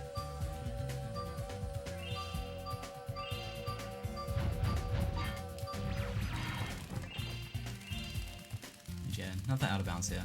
Although it's not a tutorial one, so it's in the heat of the battle. Yeah, this one's neat. I like this one. Health is a little low here. It's really easy to die here, so I'm not particularly comfortable with my health. Yeah, dying in Sparks levels generally is really, really bad. Mostly because when you die, you lose your power. and you want to be carrying this power up all the way to the final boss to beat him. Yeah. If you don't have this power up for the final boss, you're gonna lose a lot of time. It's much slower to kill him with regular attacks when you get power up. Damn, that guy's a pro. It's like weird right from the shots.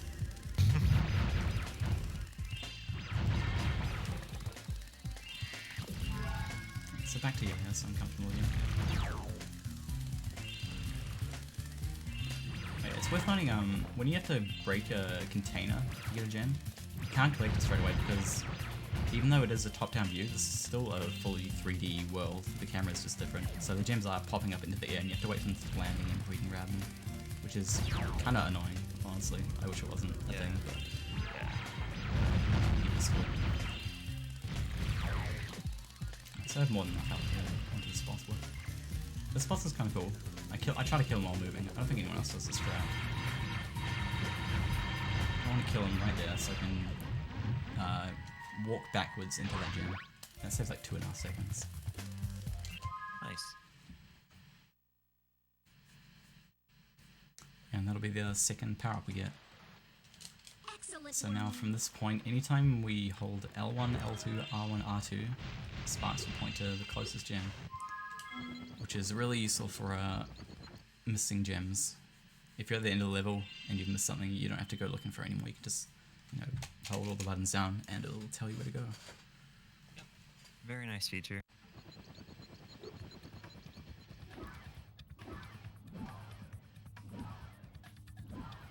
Alright, so Evening Lake is the third homeworld here.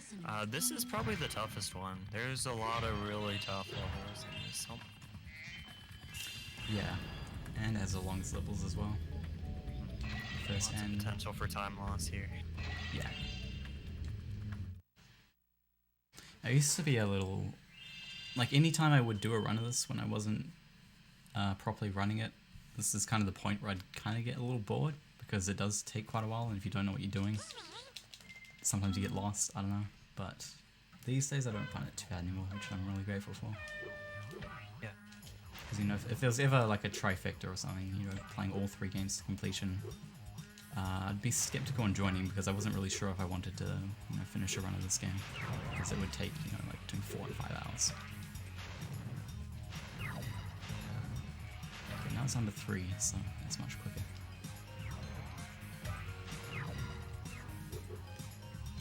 There's a couple side areas in Evening Lake that I just have very negative associations. We'll be getting to them very, very soon. Yeah. I'm gonna enjoy explaining the history behind the consistent setup for the thing. Yeah. It's such a dumb history, but I love it. Okay, another speedway. This is actually gonna be the longest gap between a speedway in the run, because this will be the first level of this homeworld, and it'll be the next speedway in the 4th homeworld will be the last level in that homeworld. So it's going to be well over an hour before the next speedway after this one. Which, since they're not really that interesting in my opinion, I appreciate the gap. Yeah, especially this one in particular. The race is the longest race in the game, and it's also the most boring race in the game. Yeah, this one's 240, I think. 245, something like that. That sounds right. The level route for the homeworld is kind of interesting.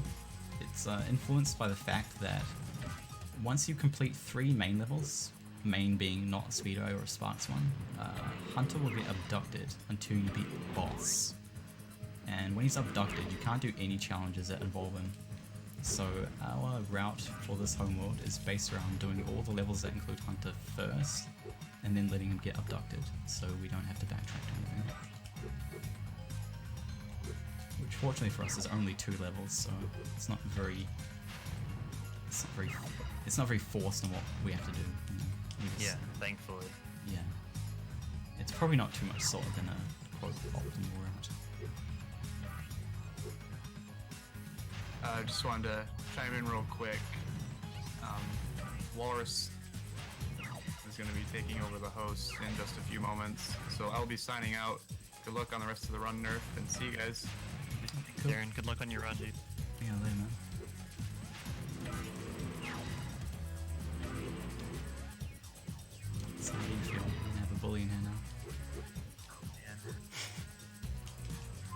can't believe your least favorite color is purple. What's wrong with you? It's the default color. It's boring. You But, see like- purple Spyro all the time. But in general? No, like for Spyro. Oh I'm saying. no, not in general. Okay, not in general. I was gonna say, because purple's my favorite color. So, you know, that's just like saying war. This time trial is pretty cool. It's basically the only one that's hard in the whole game, really. You gotta weave between getting these boats and getting the honeycombs from underneath. You have to scrape the very bottom of the honeycomb to make it count, so... I missed the last boat. It's unfortunate. But, yeah.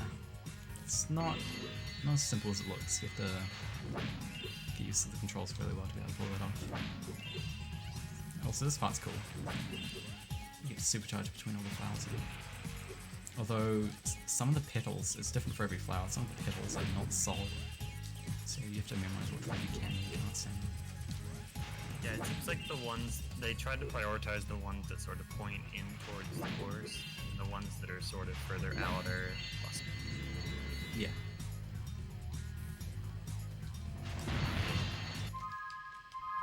Oh, small thing as well. You can give up once you have all the 32 of the objectives in the time trial. And even though you say give up, it just ends it quicker. So it saves like 4 seconds every time you do that.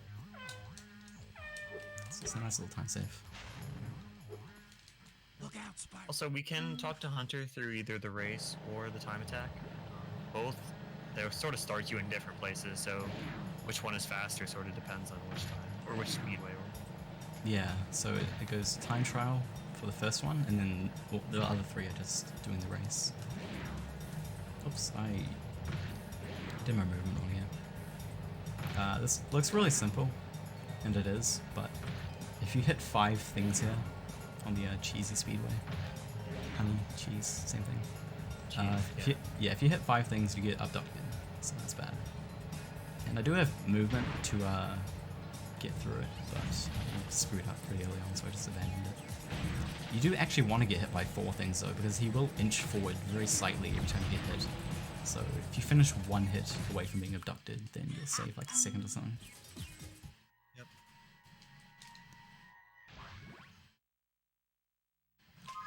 And it's worth mentioning, you can do the time trial or the race in any order you want, but for 1.0 you want to end on the Hunter challenge every single time, because you want to be able to utilize the effect of leaving early, but since Hunter's giving you the egg, you won't actually leave without an egg, which you would otherwise be doing with the other 2. So by ending on the Hunter challenge in 1.0, you save another 4 seconds. Spyro. So the small little tech with the menuing saves up to like 30 seconds throughout the run. It's pretty big.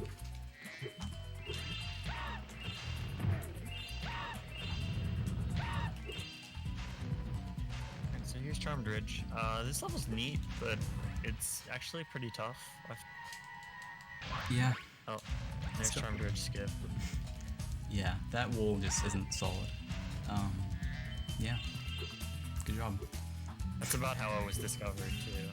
There's a really good highlight of Tubal, who is an amazing scientist. He was looking for a big skip, and he's just like, I wonder if I could just fly through here, and then he does. Oh, Yeah. Tubal's a really prominent strat finder for Spyro. Pretty much any major skip in any of the 3 games was found by him, really. It's kind of crazy. not just Spyro too. He found Gelato Beach skip in Yeah. Sunshine, and he's also found a couple skips in Odyssey. Yeah. He got... He said I think he kind of got a little bit big on Twitter, I think, for posting Odyssey skips. He went from having like a pretty much inactive account, and he got like 700 followers in the span of like a week or something just by posting Odyssey skips. It's kind of funny.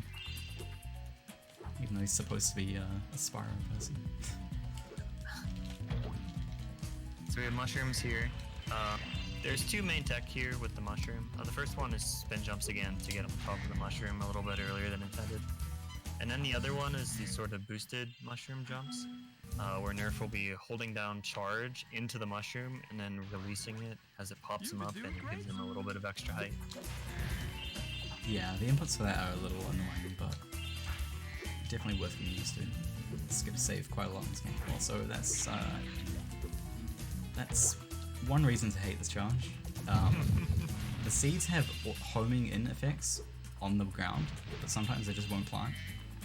They home in, but they don't plant. So, yeah, there's nothing you can really do about that. It just kind of happens and you get annoyed.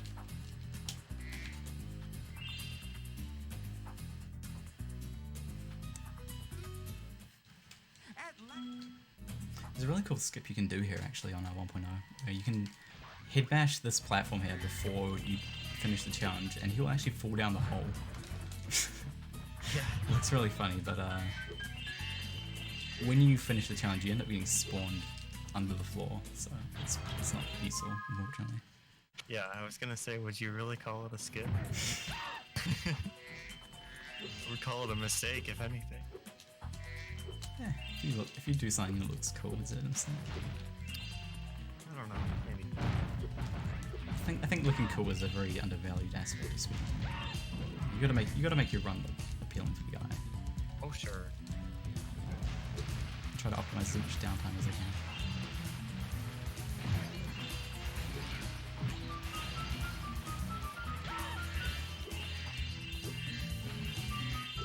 This is a bit of a bad gem spread. I've been a bit unsure on a couple of gems on here. So you're seeing me do some erratic, slow movement just because there's so many gems to get there. Yeah, I had a feeling. That's the one down on the ground there. Oh, This little archer proxy there. Yeah, doesn't say too much. That's cool. Yeah, that is the School of Spyro. That's the name for the speedrunning Discord. It's probably a good place to look if you're interested. Yeah. And it's probably going to be very active coming up because the remaster, the HD remaster, or I guess remake is a better word, the HD remake of this game is coming out tomorrow. Or, well, Like today. 16 hours from now Yeah, today. in America. Today if you're in the future like I am. It's 2 AM on Tuesday, I believe. I don't even remember what day it is. This challenge is actually really easy. Except I am doing it badly. so So these are supposed to spawn and they're annoying. But you can just spawn camp them. Yeah. This is one of those things that's like super obvious on retrospect. I'm not sure why I never tried this as a kid. Yeah.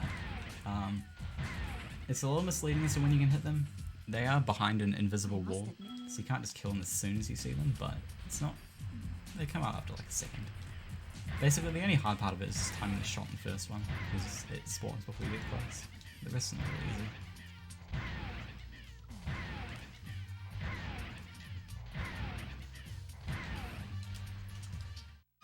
you didn't. But if you're enjoying this run, then I'm sure there'll be plenty of streams of the HD version tomorrow and for the upcoming weeks. So you can go follow those games on Twitch if you're interested.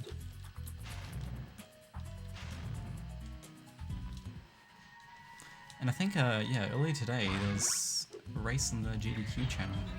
Some of the speedrunners, yeah, some of the original Spyro speedrunners got early access to it. A little race on there.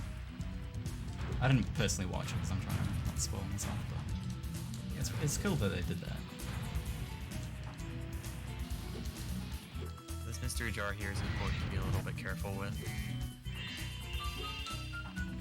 And glitch this a little bit. If you kill it sort of with the camera in the wrong position, then... That's Oh, one, is that actually. not what it is? Okay. Yeah, so the way it works is that it can visually move the jar, but not the gems in it. Oh, okay. Yeah, the gems are moved separately and they are proximity based. And because you're sniping it from so far away with a fireball, if you get too far away from it when you destroy it, it will move the jar but not the gems. And so the only way to fix it is just to get closer to that spot. So if I did that there, the thing would break, but it actually wouldn't no gems would come out, and I would have to run all the way back to that spot I sniped it at, get closer, and then come back, and then they would spawn. I see. Okay. Yeah, it's a really, really weird way of making it, but I'm sure it made sense there.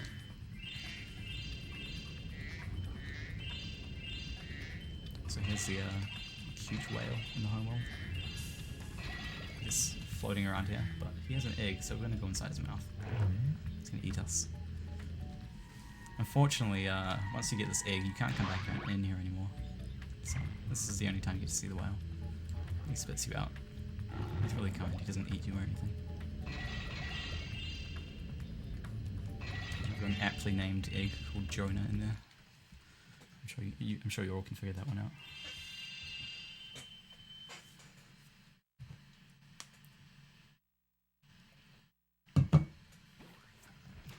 So here's Lost Fleet, which is this still the longest level? Yep, longest by a bit over 2 minutes really. It's, my gold right now, which is the fastest one, is like 10:30. Oh, I can move. Okay, this should be fine. Yeah, this is a large level. There's like lots of swimming in various different areas, and there's quite a few side areas as well. Yeah, the birds.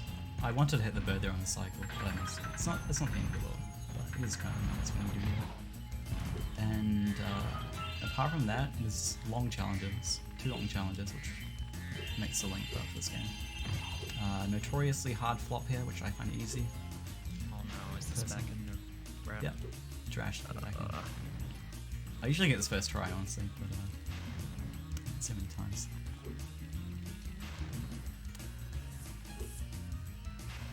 6, I think. 7. God, that was a really bad streak. I don't usually do that. I'm usually first or second try because I know how to do it now.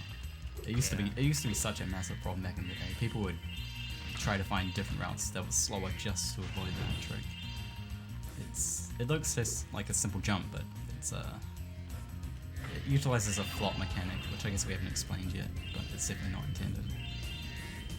Yeah, so whenever you charge jump and then release the charge, sort of go neutral, Spyro will visually flop, and he'll also get a little bit of extra height, which makes you, or lets you get some unintended jumps. Yep. This is a bit of a tight cycle, but I did really well. I was way further ahead of the par on the beeping sound, so I got hit with 2 seconds to spare. Nice. Yeah, that's an invincibility power-up. If you're under the acid, when it runs out, you will instantly die. And yeah, it's not very forgiving. You can't really go back for anything in that section if you miss something. Fortunately, I didn't though. That was really well done. Here is submarines. This has a lock-on mechanic. If you look at them for like 4 seconds, it'll automatically lock on, but that's far too slow. So ideally, I'm going to try and no-scope as many as possible. This is one of the few I don't bother with, but I guess I do a couple in this one, but it's the second challenge. Let's go turn around. The second challenge definitely gonna have a lot more no-scopes.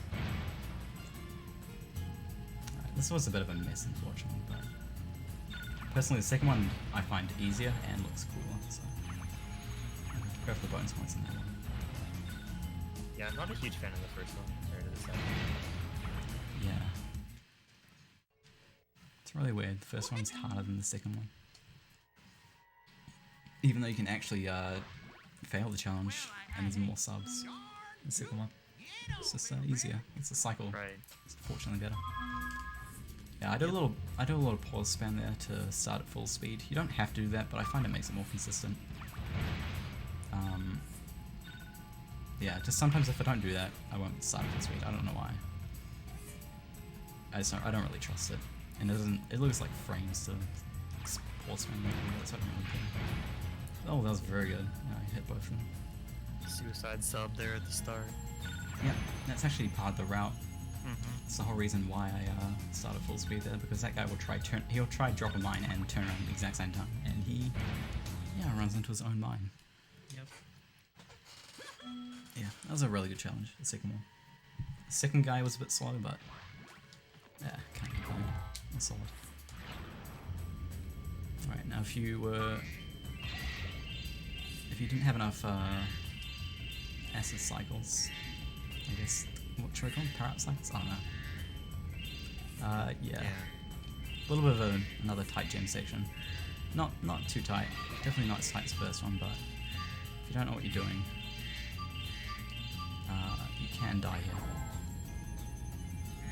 So you have to grab the power up twice. It's far too many gems to get it in one go, but yeah, hopefully we won't have any deaths.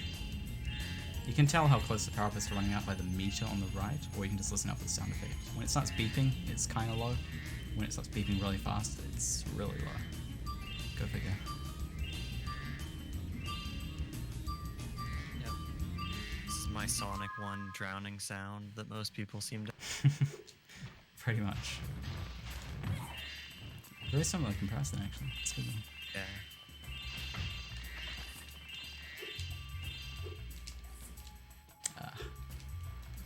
I think failing that jump there messes with the bird cycle a little bit.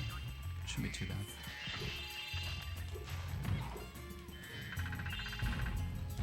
Yeah, unfortunately flew away a little bit, but I have to wait for this guy right here anyway, so it's not too bad. Oh, okay, we didn't get the jump coming. Alright, a little bit of a bad movement there, but it's fine. Just time loss. Yep. Yeah, this is a little bit forgiving because the main egg of this level from Crazy Head is on a little bit of an auto scroll. Yeah, you have to wait for him to get to the end. Yeah, you have to score on it. It's more of an issue in the 80% 100, but this one you can just into this thing, it's usually fine.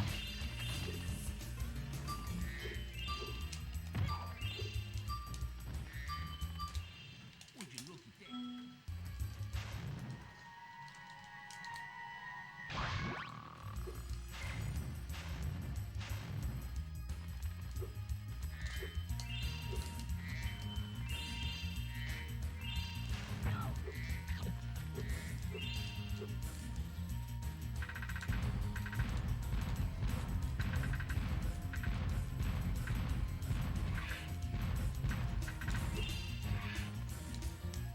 Cool.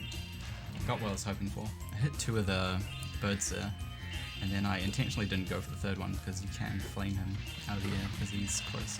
He's close to where you want to go anyway. So that's nice. However, Yeah, that's real nice. yeah, his hitbox is pretty big though, so you gotta. If you're just trying to glide straight past him, he'll knock you out of the air, which is bad. So you gotta avoid that. But it still looks cool to flame him out of the air. Spyro.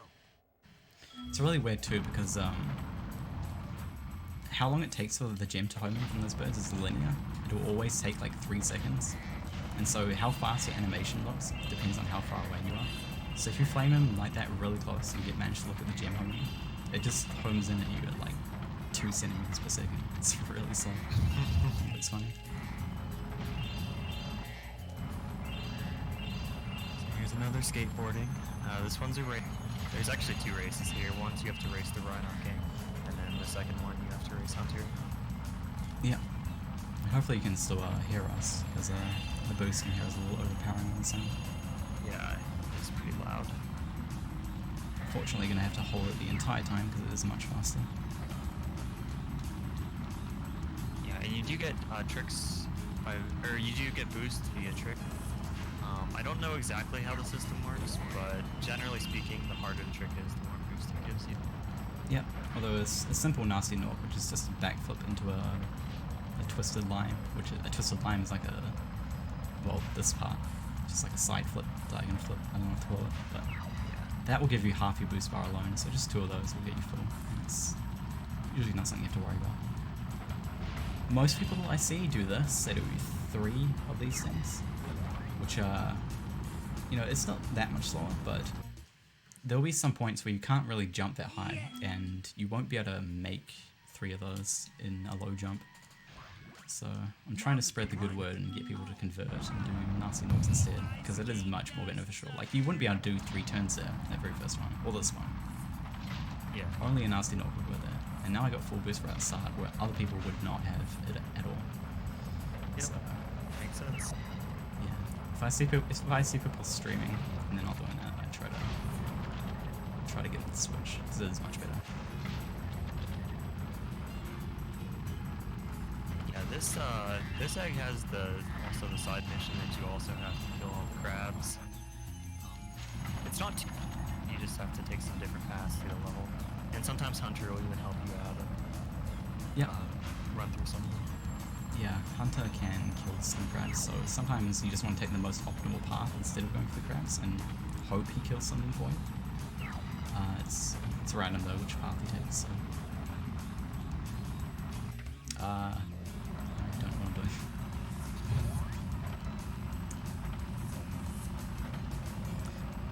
I'm trying to think of what I was even doing. I was doing a nasty naught with an extra flip. So it looks like Hunter didn't get these two, but it's fine. I just can't get there myself. It's a little slower than not just taking the right mountain, but not the end of the world. So I guess you would have noticed these walls are very rideable, and if you take them up too far on the wrong spot, you can actually get a checkpoint skip in a bad way, like the way that you would have to redo a lap. Not anything favorable. Yeah, it's not just like the game doesn't just increase your lap counter by crossing the finish line. It has a couple checks throughout the race to make sure you're actually following. Yeah. The tasks of this game, which shout outs to Nitrosity for making that a full task of a 2.5 hour platformer. Yeah, it was done like 4 years ago now. I think completed 4 years ago. It took like 3 years to make or something. 2 or 3 years to make. I don't know exactly, but yeah, it's still solid even up to this day. And that challenge specifically looks really good because it's completely broken. Nothing that will ever be able to do RTA without extreme fear. I think maybe not even then. I don't know. It does look really hard as well. But yeah, that's also a really cool, really cool task. It's something I would recommend people to watch. I think it's on Task Video. It has like the highest rating. It's what's their highest rating? It's like star, I think, or something, right? I'm not sure. Yeah, I don't know. Either way, it has the highest rating on Task Video, so that must mean it's good, right? Yeah, I dropped a link in the chat, and if anyone's curious. Yeah, specifically, if you don't want to watch the whole thing, I would recommend watching the Agent 9 parts. Those are very, very nice. Yes.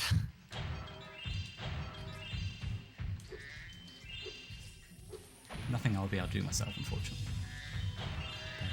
But, yeah. We can hope. Maybe one day I'll get cyborg implants. Maybe. Do you think that'll still be a legal run? Tool assisted. Yeah. Tool-assisted cyborg spearrunning 2100.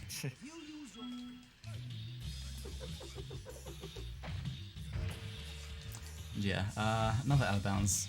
Didn't need to swim this time, could just straight up go out of bounds and glide into the level. I've been having a little bit of trouble with that entry actually lately, so I'm very glad that I didn't screw it up. Yeah, that one's tricky.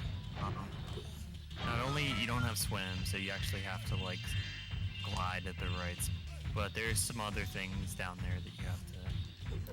Yeah. Although you don't actually have to do that for this one because Honey Speedway Right. is open. Yeah. Which you'd think would make it easier, but for some reason yesterday I missed it 4 times in a row.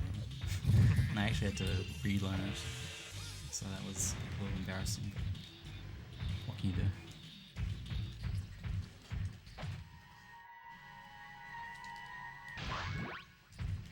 Yeah, the terrain for Evening Lake, sort of the mountains that surround it, is actually very, very low, the collision in 1.0. It's a little bit higher on 1.1, but it's still perfectly possible to get out of bounds.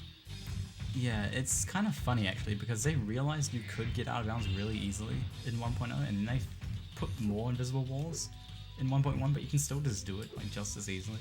They didn't really try. They just put the invisible walls like slightly higher. And instead of being able to get out of bounds with no hover, you now have to hover. So it's like, oh wow. Good patching. Yeah. Just make us lose 1 second. Thanks, bro. Isn't the kill plane different too? Or am I thinking of something else? I've never heard of that. Could be. Okay. It's like some arbitrary knowledge I've just never come across. Either way, it's not a big deal. Like, it's still perfectly possible to maneuver into Bentley on both. Yep.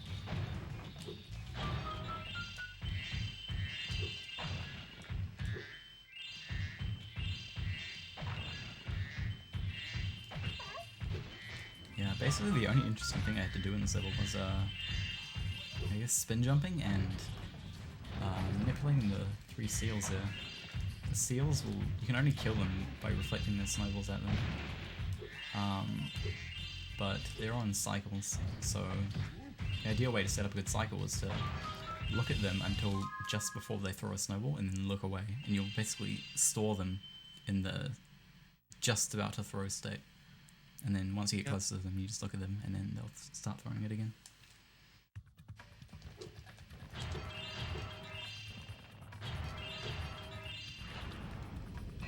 And yeah, that was the cutscene to where Hunter gets abducted and we just skipped. So if we It's would, gone now. yeah, if we were to go back to Honey Speedway or Lost Fleet, Hunter would not be there. It would just be a sign by the sorceress saying, "Your friend's gone forever," and she'd be laughing at you.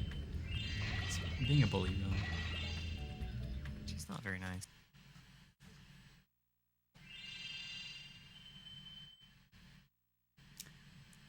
I like this level. Most people don't, but they're wrong. Yes. This level's, memorable? Yeah.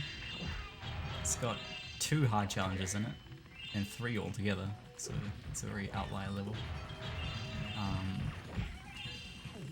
While one of the challenges is kinda RNG based, I still find it fun because there is a lot of execution to it as well. So I don't mind it that much, but a bad pattern there is kind of tilting in a good run. Yeah, sure. But there will be a really cool trick coming up in one of the side areas, which I won't spoil just yet. But it involves some shenanigans with the controller. Well, Yes. you don't have to do them, but I would not like to take the risk of not getting a trick. It's much slower to not get it. I think one of the reasons people tend to remember this level so much is because, like, Spyro's mostly a platformer, but in this level, it's like, it's not the platforming that's hard, it's the combat, right? Because, like, the ninjas can actually be pretty tough if you don't know how to handle them. Yeah, they have really good hitboxes on their Ninja 6, I guess. They hit you from pretty far away, and the moment you, like, the frame you press flame, they will do a backflip. And they can hit you in that backflip. So they're really overpowered. You basically have to do a lot of this level without trying to flame enemies, which is really counterintuitive, but there's nothing you can do about it. Here's a fun room, trying to grab rockets to shoot down the bridge at these guys, and there's 4 ninjas here. They came from the roof. Ready to ruin my day. It looks like I missed it, so let's grab another one. Yeah, these guys can be killed with either a rocket, anywhere, or they have a big dynamite barrel with a fuse on their back that you can... Yep. They're kind of dumb.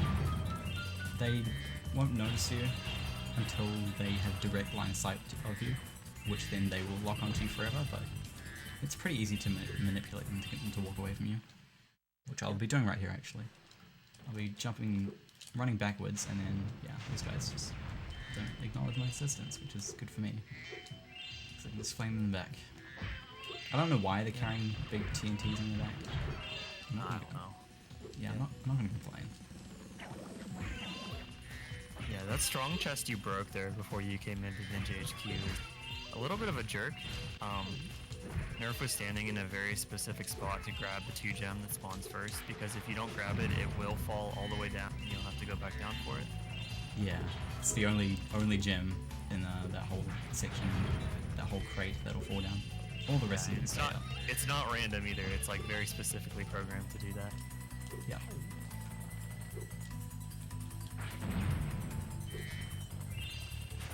You don't have to get a rocket to kill that guy, just kill there, but I was a little slow.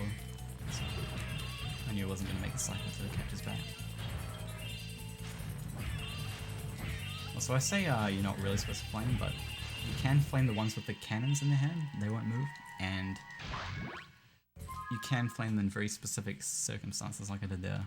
where I knew one guy was still stunned from his falling down animation, and I knew the other guy had his back to the wall, so he wouldn't be able to avoid it.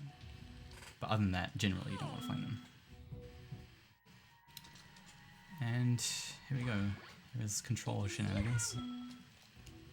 Yeah, so there's a portal down here for Agent 9, who's the final side character we haven't unlocked yet. Nerf will be, again, bleeding portal shenanigans. But then, he's unplugged his controller, which forces a frame-perfect pause, and then that allows you to jump away from Agent 9's conversation before it happens. And then if you jump out of bounds here, you can die in the side area, which will respawn you as Spyro rather than as Agent 9 in the side area here. Yep. So now we get to do a Doom, GoldenEye-esque first-person shooter puzzle as Spyro, which gives a very nauseating camera, and it's not much more fun to control either. As you can see, I'm bonking on like everything. Yeah, as like not fun as this is, it's still like a million times more fun than trying to do this with Agent. It was awkward. We'll be talking more about him later. Yeah, the task uses Agent 9 the intended way. Quote intended way. Not doing this step. But a human just cannot physically make use of all that extra speed and get from doing his movement tech, unfortunately. You can if you don't need gems, but since gems are very specific, you're going way too fast for sparks to collect most gems, so you have to manually touch them if you're going that fast, which humans just can't really utilize too well.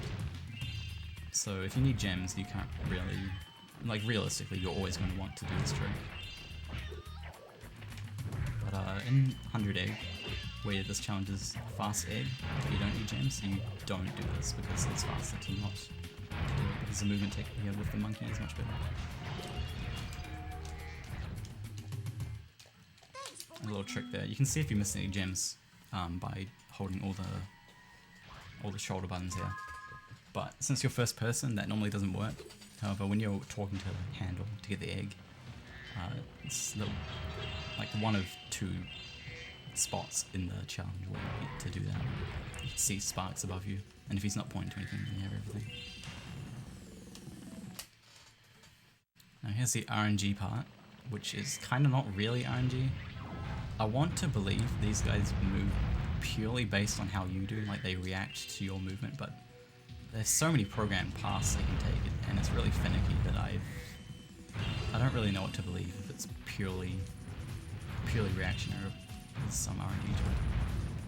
Either way, if they go into a tunnel, it's bad, because you can't really chase them there. They're much faster than you. You have to wait for them to come out.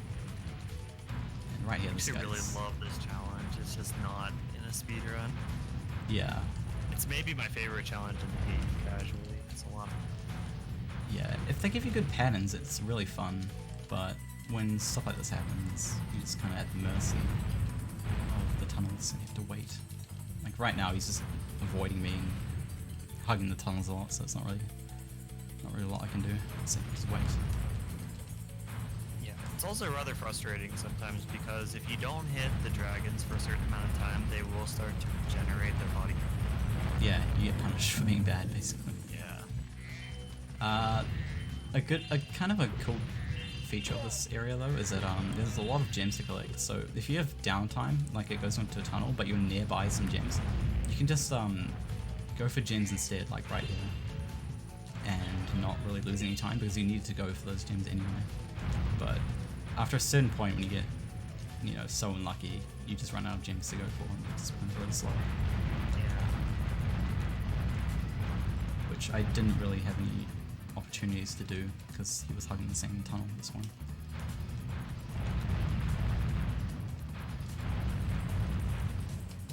Oh, he went down the last tunnel. 1 more health left. So that was a pretty atrocious pattern, unfortunately. So they become really hard to hit when they're small, so that's also kind of bad.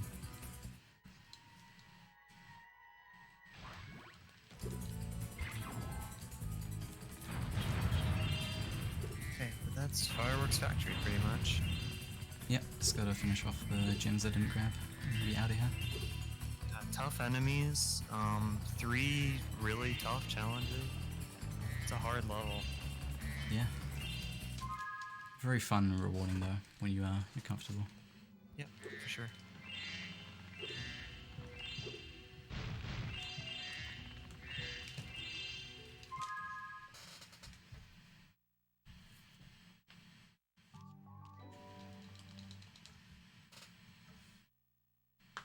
That cutscene there is where Bianca, who I guess you don't really see much of, you skip everything, but she's supposed to be a bad person, but she's slowly starting to come to the good side. She's being nice to Hunter while he's trapped in jail. Yep. She'll eventually switch to our side by the end of the homeworld. So keeping you up to date on the story. Thanks. Welcome. Now everyone's actual favorite level, Yep. which is kind of ironic and kind of not serious, but at the same time it is kind of serious. I really love the music in this level. I really like how the level looks. What I don't like is the minigames. The minigames here are god awful, which is unfortunate because everything else about the level is nice. I like one of the mini games here. Yeah, one of them's okay. It's still kind of random, it's still kind of a little bit hard, but it's the other one. The other one. Mm-hmm. That The one. other one. Yeah. Yeah, this level has a neat gimmick where you get an ice breath instead of a fire breath, which can free not Yeah. only enemies but also NPCs and allow you to stand on them, which is actually intended in a couple spots. Like, Yep. the NPCs basically tell you freeze me and stand on me. You don't have to use it anywhere, but you can freeze friendly guys like this. Now we get trapped in ice, and you can stand on them, get to different places. You also have these giant lasers, which were sold to the penguins by money. You can defeat the giant evil snowman with.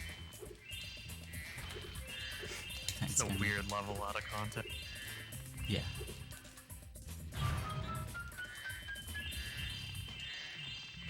Even in context, honestly. I think it's like a fan favorite as well. The voices of the ducks here. Yeah, I can imagine that. Yeah, get to hear them soon. I guess that's another thing we haven't really mentioned. If there's multiple text boxes and you skip through them fast enough, like here, it will just play. Even though you've stopped talking to them, they'll just keep playing. That's definitely not intended. This is a feature of matching fast. So this is the mini game. That's awful. Yep. We should put this game in Evo this year. You actually can play this two-player. It's not very fun. Why didn't I have played it in TD? Yep. You can guess based on the strat that Nerf is using. It's just jab, jab, jab. That basically when you're playing the two-player, whoever gets the first jab. Yep. But sometimes the Yeti will block, sometimes he will not. Some people swear that it's random, some people swear that it's entirely skill-based. Yeah.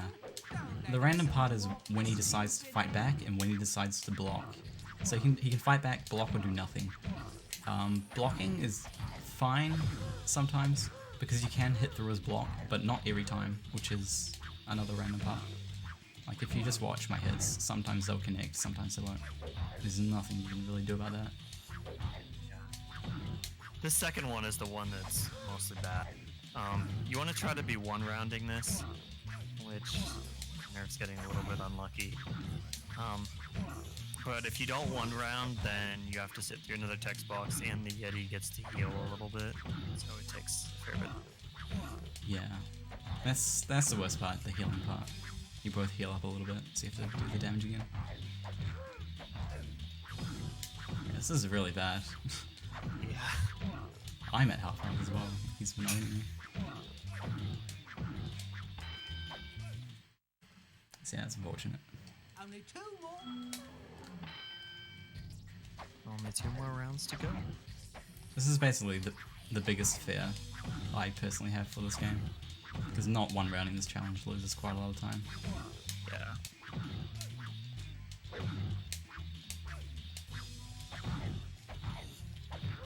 And I know Passo's his split file for this game. He has all the level names as his splits, except this one. This one contains a swear word. Yes. Well deserved, to be fair. Yeah, I would agree. So yeah, I could have one cycled that with upwards of like 5 to 10 seconds of time left, and so that one, not only did I have to watch the the fading out, the pep talk from my little brother, I also ended that round with 28 seconds left. So I basically just lost like 40 to 50 seconds because of not getting one round. And But you got a skill. very skillful. But yeah, losing that much time this far into a run is not fun. Especially when it feels like you don't really have much control over it. And yeah, I think my PB is a gold here as well, so it makes it even worse. I lose quite a lot when it goes badly. So here's the last Moneybags payment we'll be doing. I challenged it. Great. Here's the duck voice. Freeze the You can cats judge for and yourself push if them you into like. my goal to score. There's cat hockey. Find little cats into the goal. It's a very interesting idea for a challenge, but you know, I'm not the one who made it, so don't blame me. That one actually flew out again, even though I already scored for it, so he'll just run back into my goal. Yeah, that was really good actually. That was I think that's my best one ever. Oh my gosh, that was really good. Yeah, that was insanely fast. Like that might have been my best by like over 10 seconds. That was really, really good. Yeah, it is a little bit of a random challenge. Casually, it's not so bad because you can actually just freeze the Rhinoc and prevent him from. But Yeah. obviously that's low. It's only bad because they spread out randomly at the start and they're very prone to bouncing off each other. And since you move so slowly, if something bounces far away from you, you basically have to give up on it and get another one in instead. And luckily for me, I got 3 in like right at the start and none of them bounced off each other. That was insane. I never had that before. So very lucky. So you win some, you lose some, right? I would have preferred a good box than that.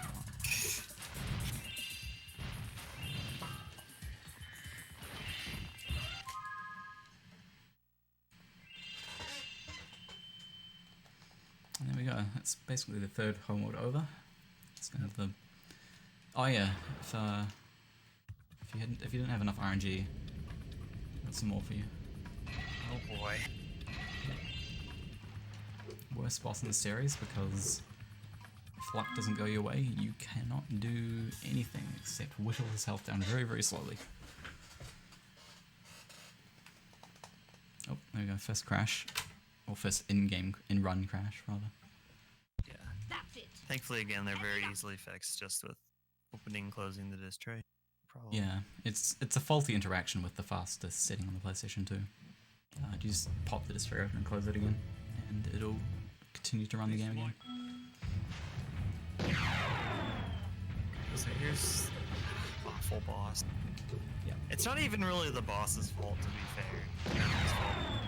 There we go. We're getting the rockets that match the incentive color. Yeah. You guys should have put your money towards our red Spyro. Yeah, so we saw the green rocket there. It hit him once, and now Nerf has the power-up that gives him 50 hits instead. Does the same amount of damage. So you either get 1 shot or you get 50 shot, and it's completely random which one you get. Yep, they're doing the exact same damage, so there's really no reason to ever want greens. Although it was confirmed, actually, we had someone do a run live at the Insomniac headquarters with some of the developers watching. And they pretty much confirmed that green rockets were supposed to do 2 damage instead of 1. They kind of forgot about putting it in. So we're all appreciative of them for getting that. We've lost. Also, Scorch can summon Buzz, which is kind of Yeah, like a smaller version of Buzz. the third boss can summon a mini version of the first boss, who dies in 1 hit, which is not really that intimidating, but still kind of cool.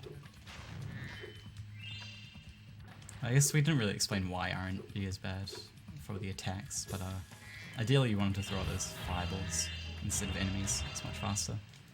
So there's just, yeah, quite a few layers of RNG to deal with there. The whole fight's really kind of stupid.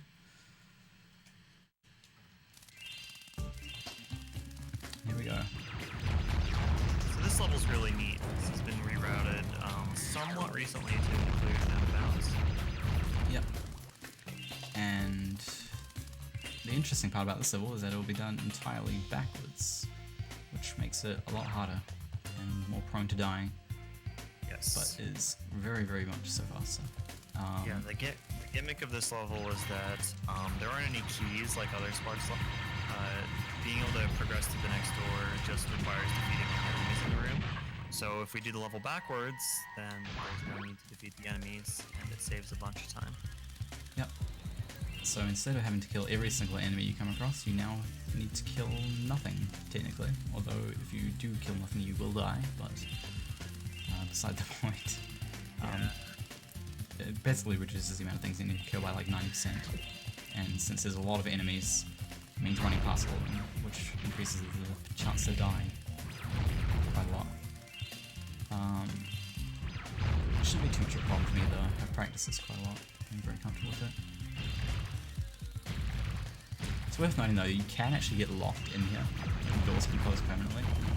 I believe that's because of the interaction of killing all the enemies in a room, where it's supposed to open the door to let you out, but instead, since it was already open, it locks you in instead. That's not something I've ever had happen to me in a run, but it's something other people have come across. So I basically just told them to copy my movement, and they shouldn't have a problem with it, which is very fortunate. I didn't even know it could happen, and then yeah, it wasn't until well after I'd implemented it that I learned it was a thing, and I got slightly nervous, but it still hasn't happened, so whatever.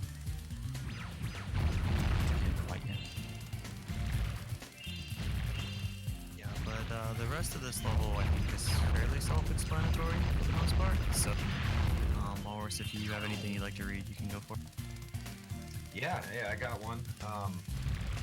Berlin donated $15. Says, really sad I couldn't help with runs nor watch most of the marathon, so this is the help I can send to my people. Let's get them there via Brazil. Gotcha. Thank you very much, Berlin. If you have an incentive you'd like that to go to, just let us know in chat and we'll get that attributed accordingly. So thank you very much. When I Yeah, saw if you have no ideas, then I would definitely suggest the MM2 rando. Whatever the secret thing there is. Interested to find out what that's going to be.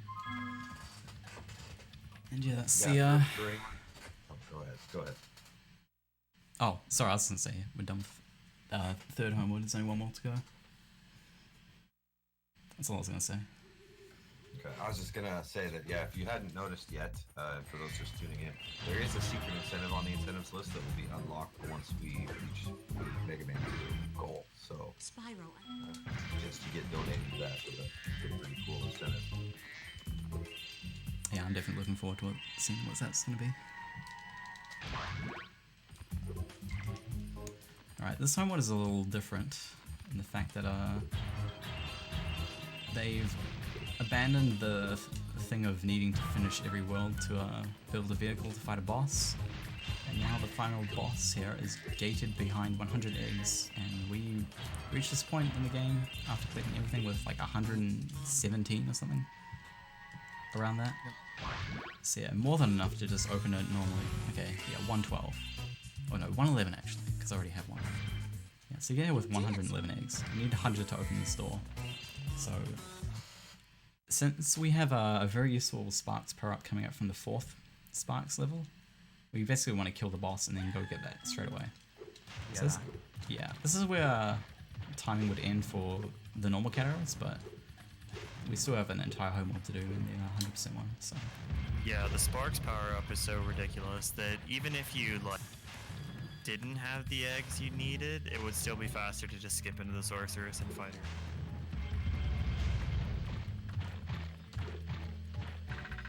I don't even know if I should explain this fight. There's so much to it, but I have it so quickly.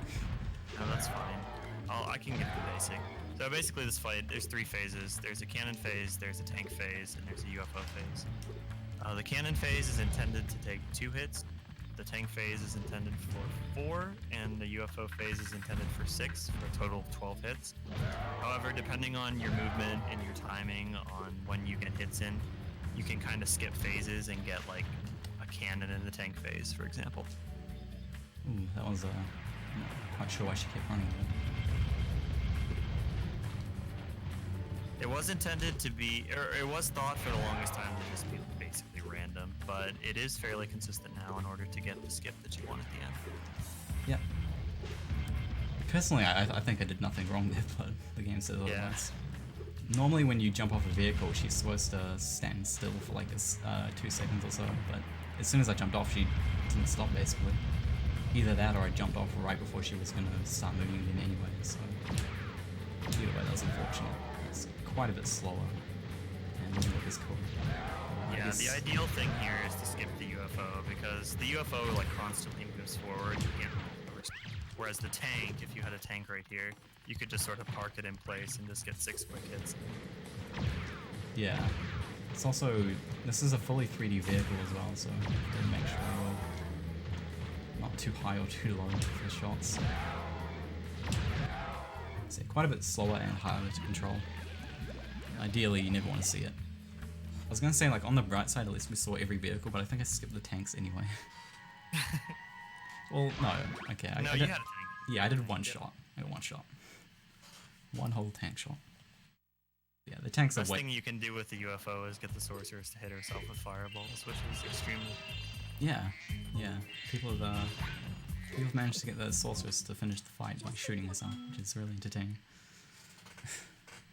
Yep. Yeah, and so another spark cell straight away, just because we want the power from it. I guess forgot to mention the one we got from the third one. It's extra health.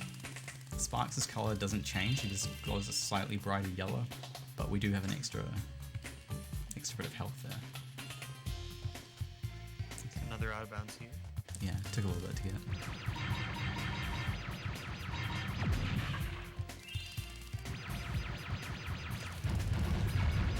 This one's a little interesting. The keys are held by little bugs, and if you get too close to them, they run away. So you really don't want them running away because they are very fast. So you kind of have to buffer shots over to them and then walk over to them. So it looks really slow, but it's all for a good cause. It's much better than chase them around. Yeah, luckily every single shot will push them away, so you saw there, and they got pushed really far away. And it's kind of funny too, because he won't die until you grab the key. So you can kind of like push him away from the key indefinitely, and like bully him, push him against the corner or something. You try to go for the key, but you won't let him. You kind of feel bad a little bit until you like spend 30 seconds chasing one. Yeah, they're actually ridiculously fast. You have to cut them off with shots. There's no other way. You can't catch up to them, I don't think. It's like it's not possible. Yeah, I don't think you can. Yeah, here's the last out of bounds you'll see in this fight level. It's a really cool one, takes us straight to the boss. Just blast him down.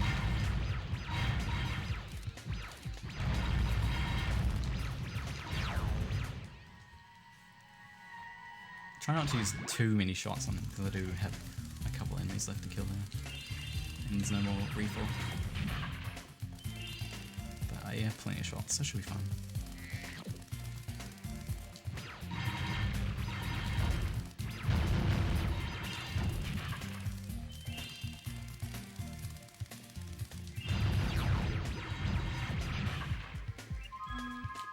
Oops, almost left without the gem. That would have been bad. Yeah, that would have been really bad. Endless eggs. There we go, we now have the final power up, which lets us... sparks will now break vases and baskets that are nearby, which... if you're charging when you go past them, it'll act as a flame charge, so it makes movement quite a lot nicer and faster because you can take straight lines from A to B. And yeah, just overall very useful. I don't think it's ever been timed how much it saves, but I mean it's pretty obvious, like really useful. Pretty obviously really useful.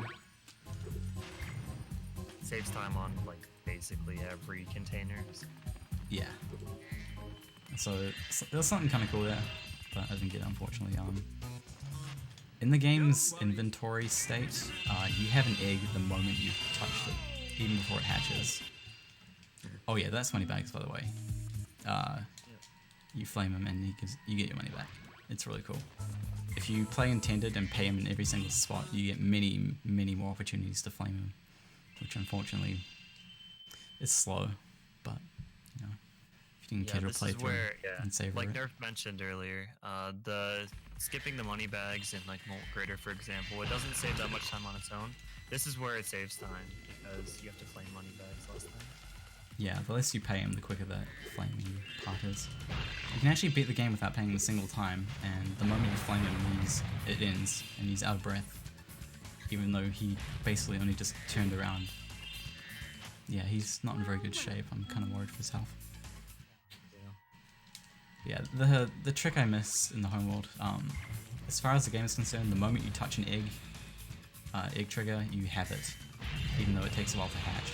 So, making use of that, you can jump at the same time you free the egg, and you will jump off and die, which in our case there is good because it would respawn us back on the mainland, and we would have the egg while simultaneously dying and teleporting somewhere else, which is a really cool mechanic. It doesn't save too much, it's like 2 seconds I think, but I would have liked to have gone there just because it looks cool. And yeah, this challenge I find to be the hardest in the game. The controls are not the greatest. Your shots don't have good accuracy because, as you can see, they alternate out of the left and right cannon, which means you can never shoot a straight line basically, you have to make up for that. And yeah, everything just moves really fast and you need really gems there. And it's very tough. This is going really well though, unfortunately. Although I did see a bit of bad gem RNG. Some things fell off the pillars, so I have to go back and get those. And that's the only downside of this route really. If stuff falls off pillars, you basically lose time, because yeah, there's no time to go back for them before you end the challenge. And they'll actually respawn on top of the pillars as well, which is weird. Is he pointing somewhere? I thought he was pointing somewhere. Never mind, that was the only one I missed. But yeah, so gem RNG can make them fall off, but when you finish the challenge, the level like does like a soft reset, I guess. It fades to black and then teleports you to Hunter. In that sense though, it respawns all the gems, and so something that fell off the pillar and you missed and weren't able to get will now respawn on top of the pillar. So it looks really dumb, but I promise you I couldn't find it. It's completely out of my control. Otherwise though, that was really good. Definitely happy with how that went.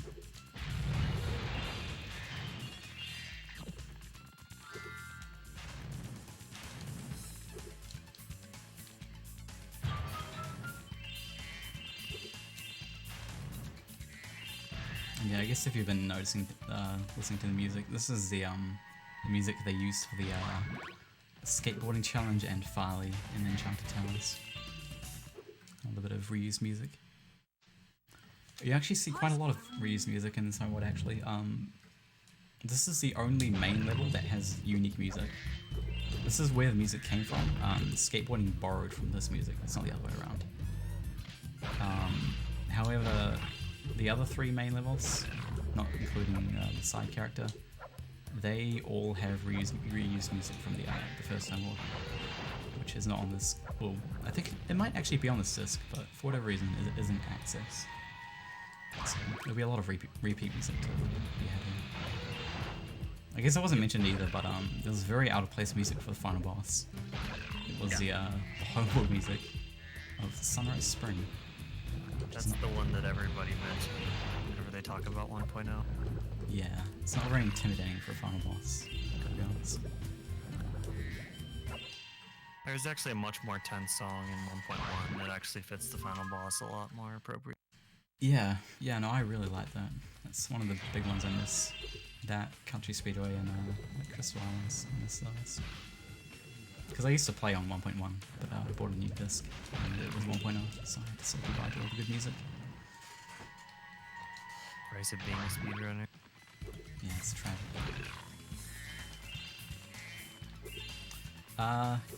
There's an interesting an interesting scorpion there. I actually ignored a scorpion there. He doesn't have a gem. I don't know why. This guy right here. I don't need him. You just leave him on his pedestal there. Yeah, it's weird. I'm guessing it has something to do with the fact that that pedestal can sink into the acid and kill him. Yeah. But for whatever the case, he gets to live. Like all his friends are get flamed. Oh. Okay, it's the first time I've missed something then. Oh, I didn't get this time. Okay, that's weird. Oh, okay, that's not bad. Yeah, it's not too bad. I think I've missed that guy before. Usually a very easy one to get.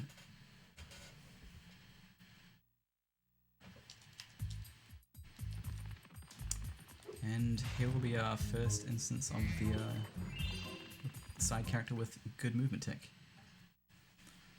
Monkey. Unfortunately, Big it's... fan of the monkey. Yeah.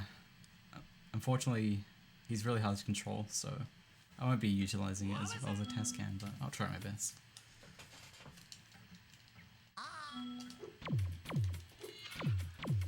It actually controls... so I was gonna say, it actually controls differently to the other side area and fireworks factory because of how the camera is different.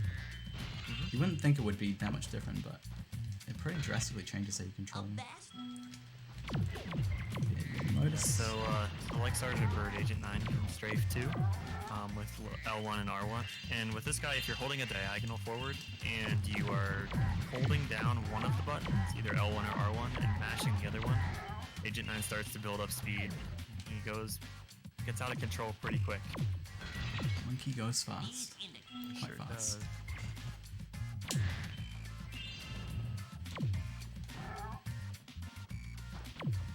This is where a task really shines. Like, a task can do some crazy things with Agent 9. Yep.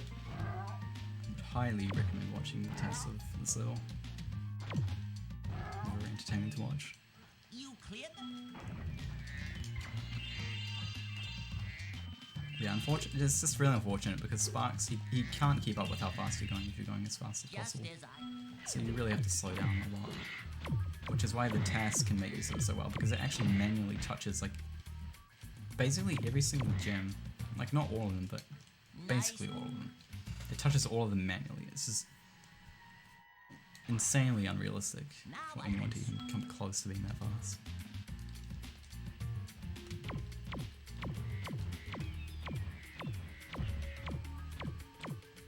So that's a little deceptive, the way the birds come out there. You think you can just hold down the shoot button and kill them all, but it's very slightly slower than the auto fire speed. So once you shoot the first one, you need to actually slow down just a tiny bit to get to a little bit of rhythm to shoot them all down. It's a little hard.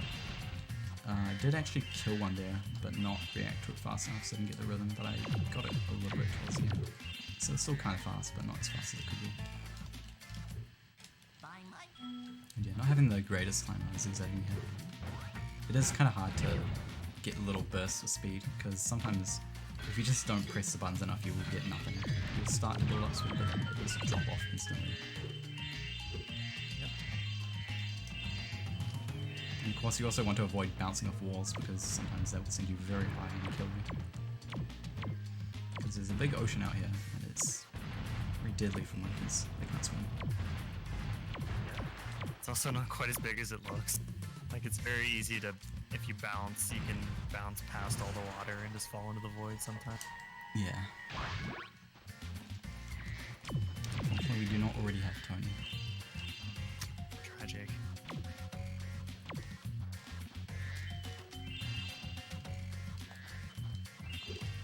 Yeah, so there's a little extra mechanic here at the end with bomb. If you hold them, like if you just stand in place and hold down the button, you can actually aim the bomb. It'll like show you where it's gonna land and show you its arc trajectory. But that's a little bit slow, so Nerf is gonna just try to be no scoping them basically. That's a very interesting way to talk to the professor. Yeah. You moved around him a few times. Yeah, it's similar to subs. You can well, not auto aim. You can guarantee that you'll hit them, but it's very slow. The cursor to hit them is very slow. So, no scoping is the way to go. Yeah, you're also intended to be backtracking at this point because there's an unbreakable chest near the start that you need to break. However, with Agent 9, it's a little bit unnecessary because you can build up speed and you can sort of do what we call back to front here. You just bounce across the water.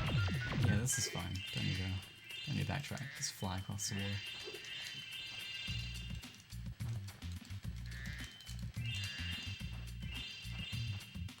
Oh, I didn't even see that dude here. Thought I'd actually missed something for a second. It was right in front of me. Can you believe the green gem blended in with the sand?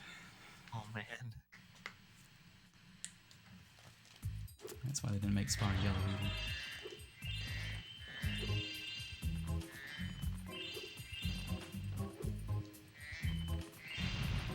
I guess there really isn't any purple terrain. Not really in this game, I guess. Maybe something in Spyro 1, like Dark Passage, maybe. Maybe. Well, that's almost kind of purple. Skybox. Crystals. Oh, I had no. to, yeah. It's even got a purple gem lamp, I didn't even notice that. Yeah, so this level's really neat. I actually like this level a whole. The gimmick here is that there's these sort of gnome magicians who have stolen some magic from the sorceress. And you need to like basically stop their creations from running amok so they can help people. Yeah, they animated some crystals to life. And, bears and whatever the hell these things are. Trees or something? I don't know. They're like... I don't know. They're like... I want to say like it's something like a Medusa thing. 'Cause, you know, they made of stone, they got that weird hairstyle. The hairstyle kind of looks like it's made of snakes, I don't know. Yeah. Medusa victims or something. I'm gonna go with that unofficial name. Yeah. The bears are really unique because there's not many cases in Spyro 3 where a large enemy is flame chargeable. They're usually not. This is one of the cases where they are. It's nice. It's a very satisfying motion to get flame charging. This level also has another very simple swim in air. And, this one can be tricky because the water level goes up and down, kind of oscillate. But it's not too hard to get swim in air here. Yeah, you need a line when you go for it with the levels. So I'm gonna blow up some rockets here. Like probably I'm going through them. So I wanted health there. I definitely do not want to do that section without spikes. It would be extremely not fun. Yeah. Yeah, spikes actually act a little differently when you're swimming. If you dive into an area like this with too many gems, you'll stress them out and you'll start picking them up in a very unoptimal order. See, the ideal way to do movement for sections like that is to just slowly inch yourself into it and you'll grab whatever's closest. I don't think many people know that. They just kind of charge in there and then loop around a few times. Yeah. Also, so there's a thief in a plant. Yeah. You're supposed to be chasing him around with the Superfly power-up, but in Yeah. pretty much every category that you're here, you just get swim in air and swim into it. Yeah, if you approach him from that angle, he doesn't see you. And then when you're right in front of his face, he's like, oh, wait, I'm supposed to be flying away. And then he's too late, he's dead. Yeah, it just flies right into you. Yeah, it's a well-known fact, actually, that if you fail it, you will lose at least 10 followers. Yeah, we don't know why, it just kind of happens. It's really weird. Here we go, we've got a game of Whack-A-Mole. Yeah.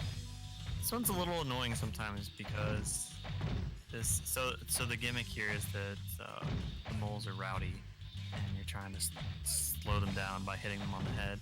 But this guy's friends are also chasing the moles to try to slow them down. So sometimes magicians will pop out of the holes too. Yeah, if you hit one of his gnome friends, you would instant fail. Nothing you can do. Fortunately, if you go into that spot there, specifically, no gnomes will spawn, so you avoid any chance of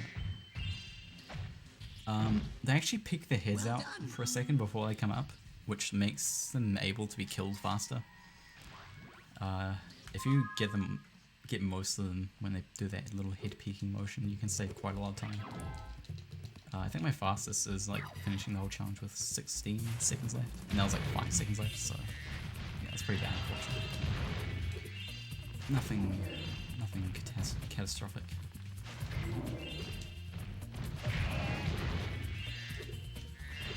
There's also supposed to be money bags here, but since we already took care of money bags in the home world, he disappears from all the spots he's supposed. Yeah, good point.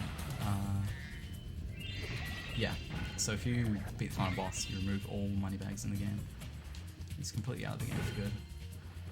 That's the same thing in Spyro 2 as well, which is the basis of the route in that game. They basically kill the final boss like 10 minutes in, and there's no more money bags for the entire game. So you basically never see them. Oh no, you buy Swim actually, you buy Swim. Yes. Yeah, so you buy Swim, and then yeah, remove them from the game like 5 minutes later. Alright, this challenge is a little tough. There's gems here. You're going really fast on the slide, so sparks can't actually grab them all when you're going that fast. So you have to manually ride over them. So you need very tight controls over the D-pad to be able to line stuff up with it. This one particularly was a trouble one. Yeah, this side area has a lot of neat skips to it in various categories. Unfortunately, since you need all of the gems, you can't skip any part of it, so you kind of just have to play it as intended. Yeah. Alright, fortunately I didn't miss anything. It's actually quite a lot of time loss if you miss something.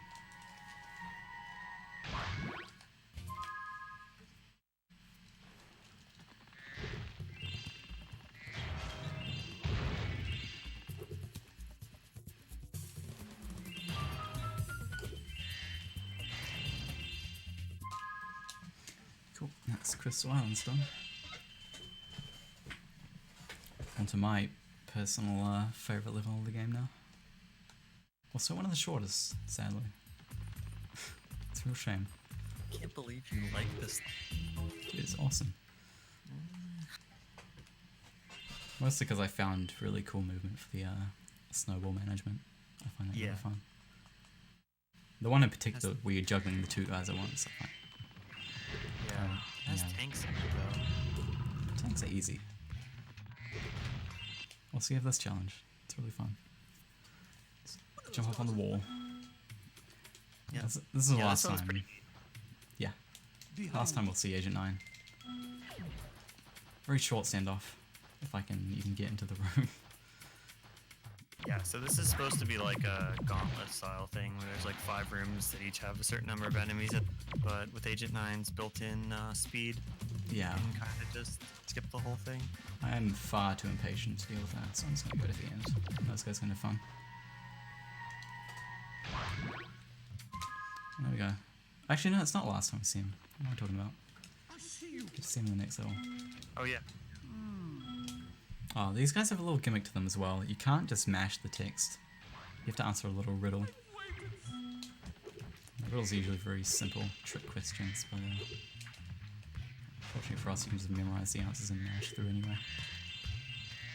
Yeah, thankfully I'm terrible at riddles.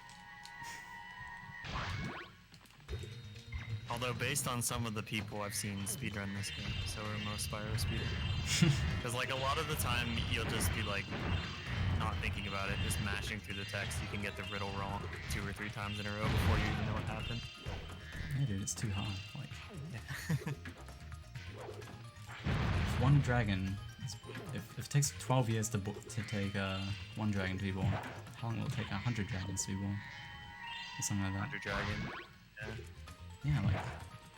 No, it's like, if it takes one dragon to lay 12 years to lay one egg, how long will it take 100 dragons to lay 100 eggs? Yeah. It's a very, very hard question. What do you guys reckon? If you get the answer, please tell us soon because we have to know the answer to that. Yeah, I won't be able to complete the riddle if we don't know.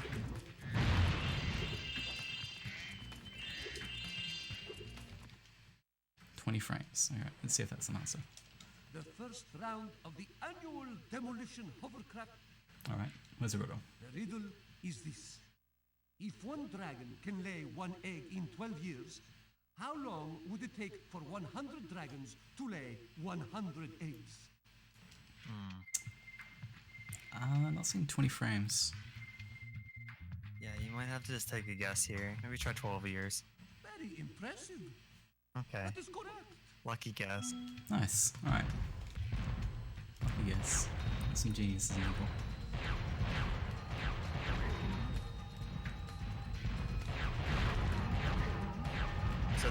this minigame is actually pretty tough. Not this one in particular, but the second one. So for the first one, there's only 4, and that's not so bad. But then for the second one, there's going to be 10 of these guys around. Such a brave reptile you are. Yeah, people don't like this one. It's very easy to die, but Yeah. It's not so bad if you are practice with it, but it's very easy for it to get out of control. yeah, it's one of those things where, like, if you're just watching, it doesn't look that bad. You think, like, yeah, I could probably do that. And then you play yourself and control something. It's like, oh, it's terrible. I love this game. Definitely doing a lot of strafing here. Whoa, that guy's moved. I have no health still. That's very good. Oh. That He avoided 3 shots, dude. Yeah, Imagine. I know. And here's your egg. Yeah, my egg. Yeah. That is your egg, right? Yeah. Okay. Do you have an egg? I don't remember. Yeah, it's in a spooky swamp. Okay. A long, long time ago. It's kind of funny. I think I have the most shared name of all the Spyro speedruns. It's like 4 or 5 other people with me. Here's a cool thing. Very snowball management there. You can only kill those guys by throwing their own rocks back at them. And right there's a cool little bit of movement you can do to manage 2 at once. When they turn red, they explode and damage you. So cut it close a few times there, but it's okay.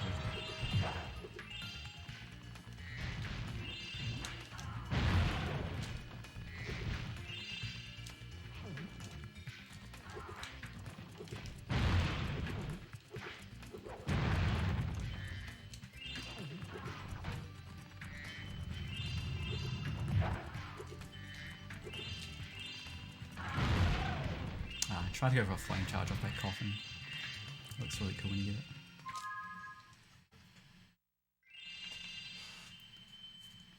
There we go. I've got 3 more levels to go. Coming up close to the end here. Yep. We have the best level in the game, and then we have a speedway, and then we have the bump. This level, huh? Yeah. No, no sense of irony in that? No. No? No. Really? Yeah. None at all. No. Not a single bit. I don't know how you can look at this level and not think that it's the best level in the game. There are dinosaurs, guns, and carrot hats. The auto scroller. So what? It's fun. It's so long. It's fun. It's not fun. Okay, it's fun when you shoot them all as fast as possible, but Yeah. It's fun. do you do that? You shoot them as fast as possible? Yeah, dude. Are you sure? Should I look up your PB? No, I shoot them now as fast as possible. I didn't know that yet. When was the last time you played this game? Today, probably. Today? Yeah? Yeah. How long did you play it for? 5 minutes. What'd you do? I don't mind. But no, this level is actually pretty neat. The only thing that's annoying is that the dinosaur hitboxes are Yeah.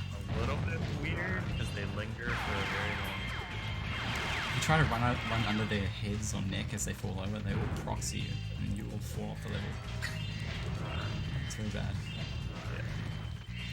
I will give it to also, thematically this level's really cool, but it does have very boring challenges. Yeah. Although, it does have one useless challenge. A side area you can enter with nothing to do, hidden out of bounds. That wasn't actually removed from the game.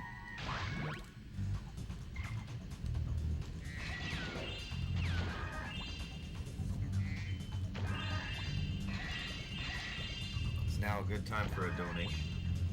Yeah, that's fine. Yeah, alright. Mad Mega X 381 donated $50.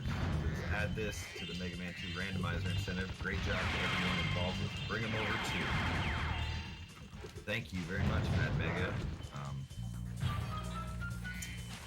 I just want to take this opportunity to also plug that there is a prize for this block. It ends at the end of this run, which is coming up very soon.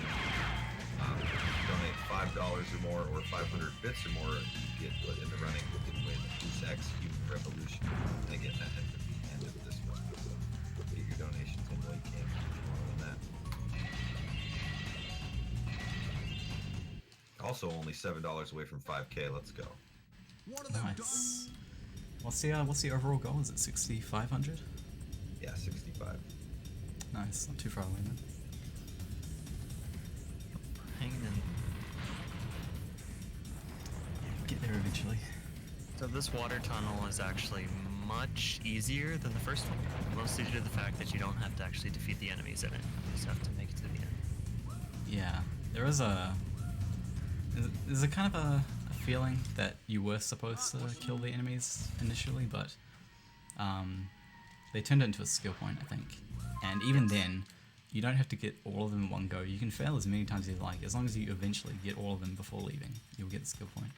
Which goes to show how hard it would be to actually just do that in a run. People would be terrified of this, even as speedrunner. Like, it'd be awful. No one would want to do it. They'd be dreading it every single time you got there.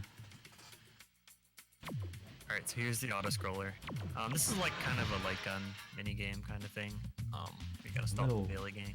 Little arcade time crisis thing. Yeah. So I'm gonna plug my headset in, it's running out of power.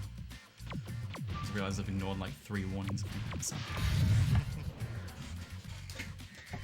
There's a lot of downtime in this, so I can just slowly trudge over to the next area.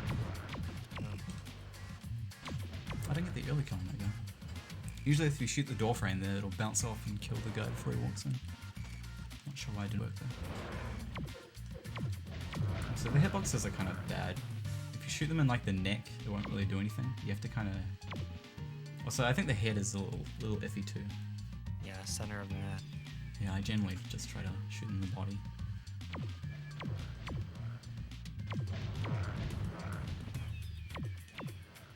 So fortunately, it's not random where they come from, otherwise this would be like a very tough casual challenge. People only racist on like a win or something. Yeah, especially because the cursor isn't particularly fast. So... Yeah. Not very big either, so you're gonna be aiming correctly. This is a weird colored dinosaur right here. He runs fast. You don't need to kill him.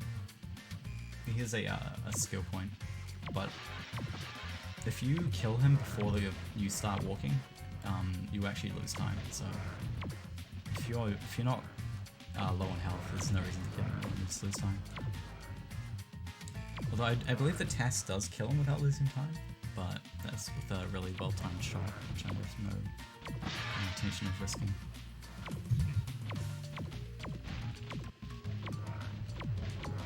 My shooting was actually pretty poor for this challenge, but luckily it doesn't matter.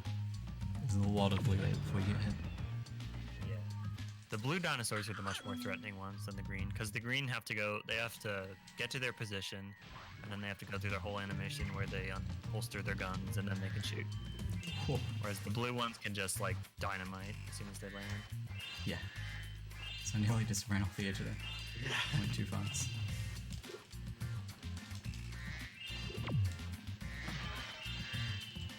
You can shoot out every window, but in that big room there, you don't really want to because it just opens up more holes for you to fall on. So generally try to avoid shooting windows in that spot. Yeah, you can actually go too fast. I believe the, God, it's so long ago now, but I think the TAS actually desynced here at one point, and you had to redo the section. It's gone like too fast. That. Yeah. That's unfortunate. I don't think it's too happy about that.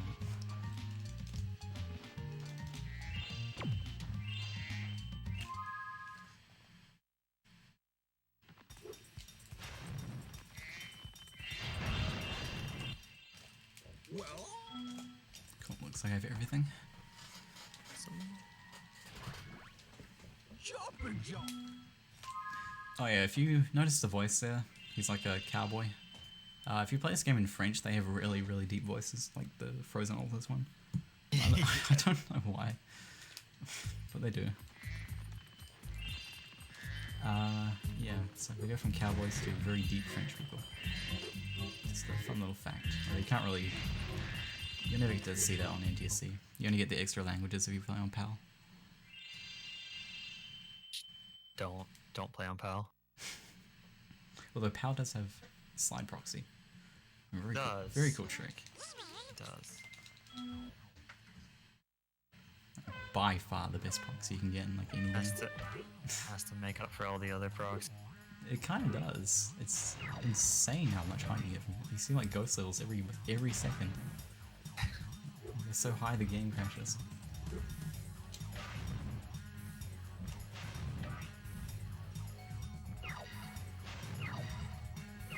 This is, in theory, the hardest race, but in practice it's not too bad. Like, a lot of people casually will lose this race just because the birds start so far ahead of you.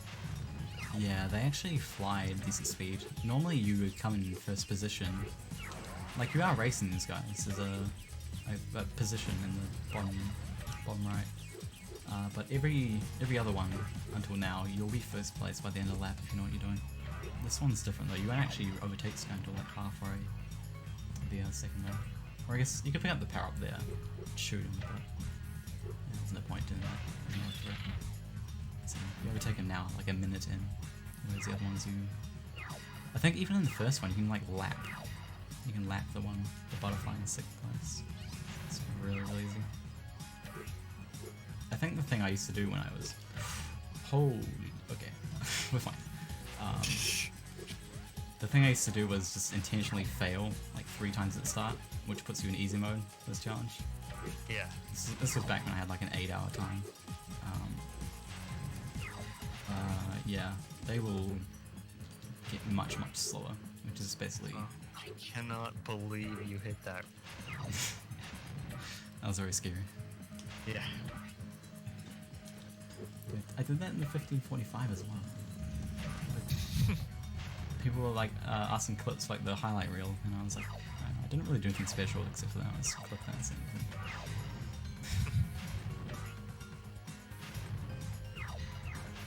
It's really weird too, because when I landed on the dock when I did it that time, I like landed facing sideways, so I had to glide and do like a 90-degree turn, and then like my movement was so wonky. I was like going up and down. I don't know.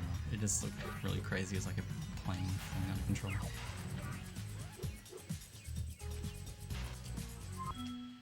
Definitely a scary place to fail 3 hours into the run.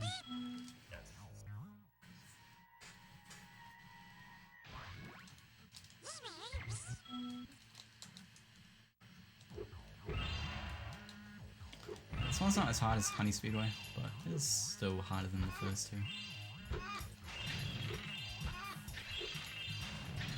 Yeah, mostly because of that spot. I think I do a bad strat there, honestly.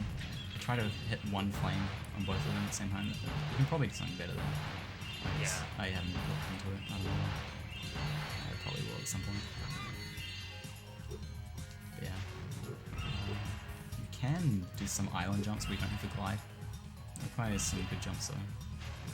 Yeah. It's not really hard. Definitely harder than the first 2.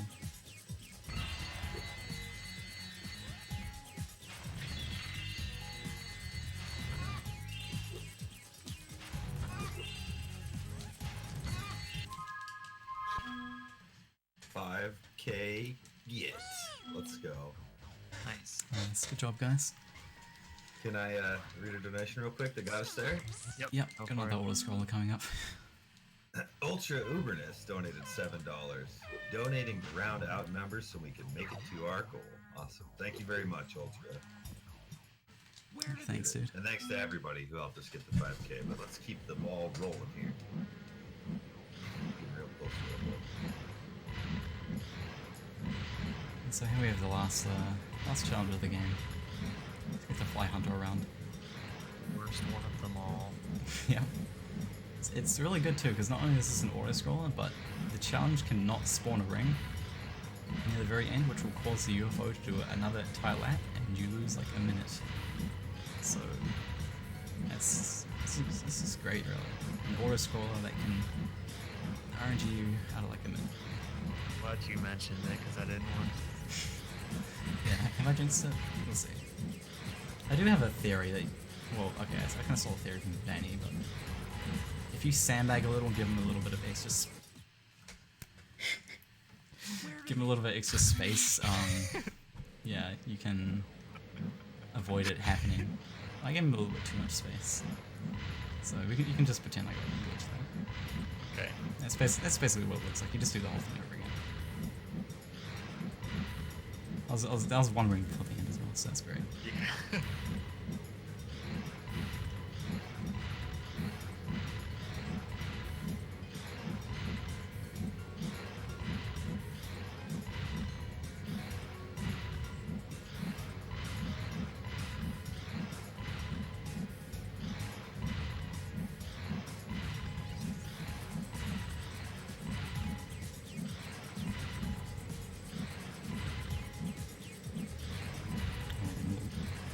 Closer than I like, yeah. Okay, we're fine. No, no second privilege. Fortunately. You can get it more than once, that's the great part. I've had it more than once. It's a really great finish to the run. Yep. There we go, that's the final normal level. We've got one more level to go in. The super bonus round. You can tell by the name it's extremely fun. You don't like it? Yeah, I do. That's why it's Okay. fun. Thought you were sarcastic. It's got bonus in the name. Super bonus. This is a pretty neat level, I think. Yeah. Yeah, so you need all 15k gems and 149 eggs to get in here at all. We'll be picking up the remaining 5k gems and remaining egg from it. This place is where Yep. the sorceress kept And right off the bat, got a tight UFO cycle to make, so I can't really afford to make any mistakes here. Yeah, gonna so be- this is intended to be kind of linear, where you do like thieves first, and then you do the subs, and then you do the race, and then you do the UFOs, and then you fight the boss. But you can actually do a little skip here to get to the UFO section early by taking a quick damage boost here. Gives you access yeah, to well the ahead of the Super Fly, cycle. Super Flame power up, which you can get the UFOs and the thieves at kind of the same time. Yeah, if you're a fan of gems, well, there's plenty of them here, so you get to enjoy all the gems you want.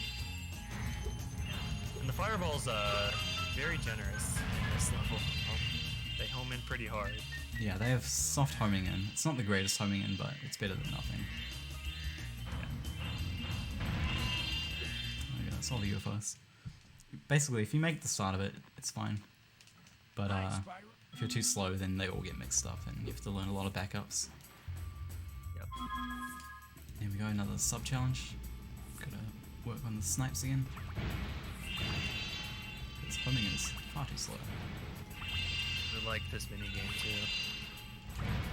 That was really good. 5 out of 7. I'll take that. Yeah. Where's the last guy though? Dude, he's like perfectly running behind my camera. Like turn around twice to find him. It's an interesting little thing. The gem trail is actually completely an illusion. You don't get any of the gems until a certain point near the very end of the animation where it just gives you all of them in one frame. So I don't trust to leave early when I don't have the gem counter on the top left. What I mean with that is like if you haven't collected any gems recently, it won't be there. But if it's already on screen, like you see now, as soon as I collect the gem, you'll see it move. Basically, if I kill the sub close enough to the last one and I see it on screen, as soon as I start to see it move, I'll leave. Which, from the gem trail following me, it still looks like I have like 6 more to go. Which I guess if people weren't familiar with that, they might think I left early, but yeah, no, it's definitely fine. But it's just if I don't have it there, I don't trust it enough. Yeah. Because leaving early would be bad. So I'm gonna boost here. Oops. This race is actually pretty tough. Like, it's very, very possible to lose this race, especially if you're not. Yeah, we cheat because it's just too hard. That's it, really. so you can kind of do some checkpoint abuse here by wanting to have hit at a very specific time and trick the game into thinking you've done more than Yeah. And it doesn't help that this is Gem 2 as well, so you don't strictly just want to win. So you do want to one-cycle the race at the same time. So being able to cheat does help.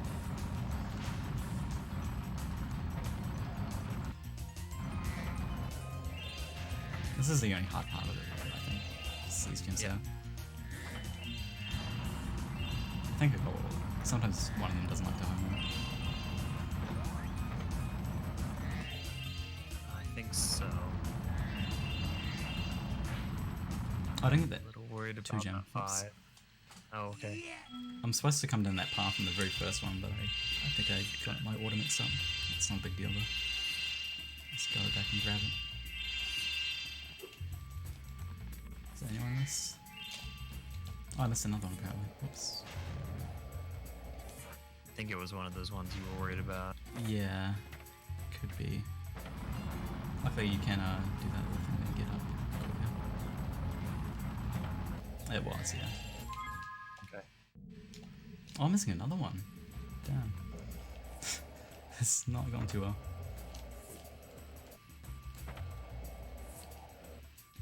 This one, interesting.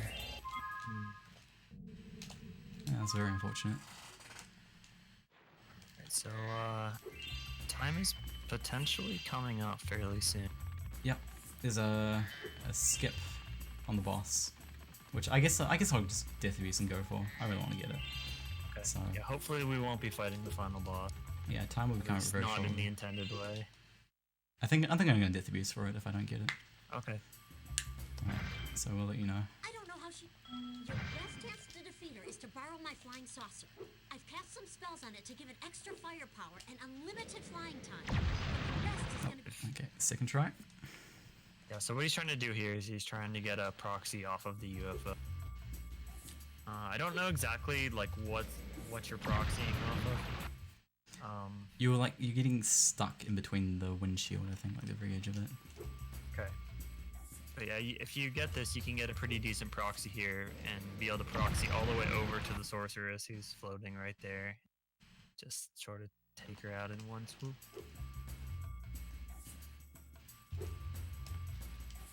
Damn, dude. Not having much luck with this. Yeah, it's pretty tough. Yeah, it's very specific. Yeah, Can one save, more lives. yeah, it can save like 30 seconds as well, so having this right at the end is a bit of a shame.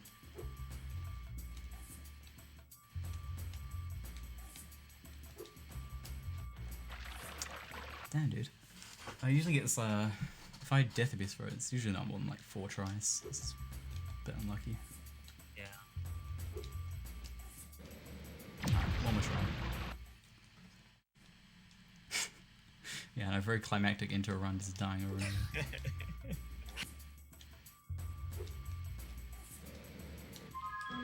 I have one more life. One more try. Definitely one more. Alright. Lucky last.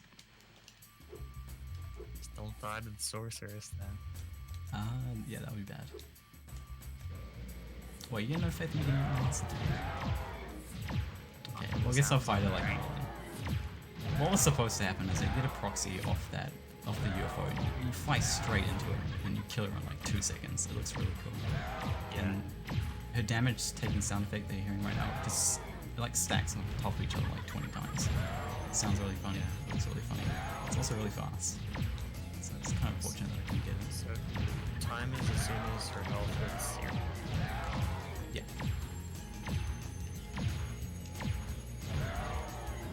Jeez, more sign. Please don't. Okay, time. GG, GG. I think. 308. Very anticlimactic ending. Yeah, it happens. I've done the same thing.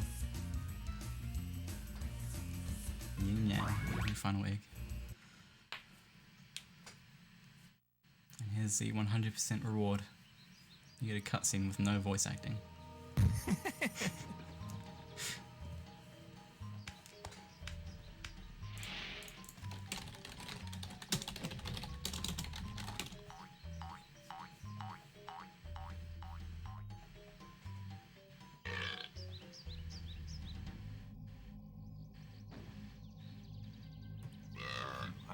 GG. Yeah, Thanks there you for go. the run, Nerf. That was, Exciting. was fun. Glad you guys enjoyed it.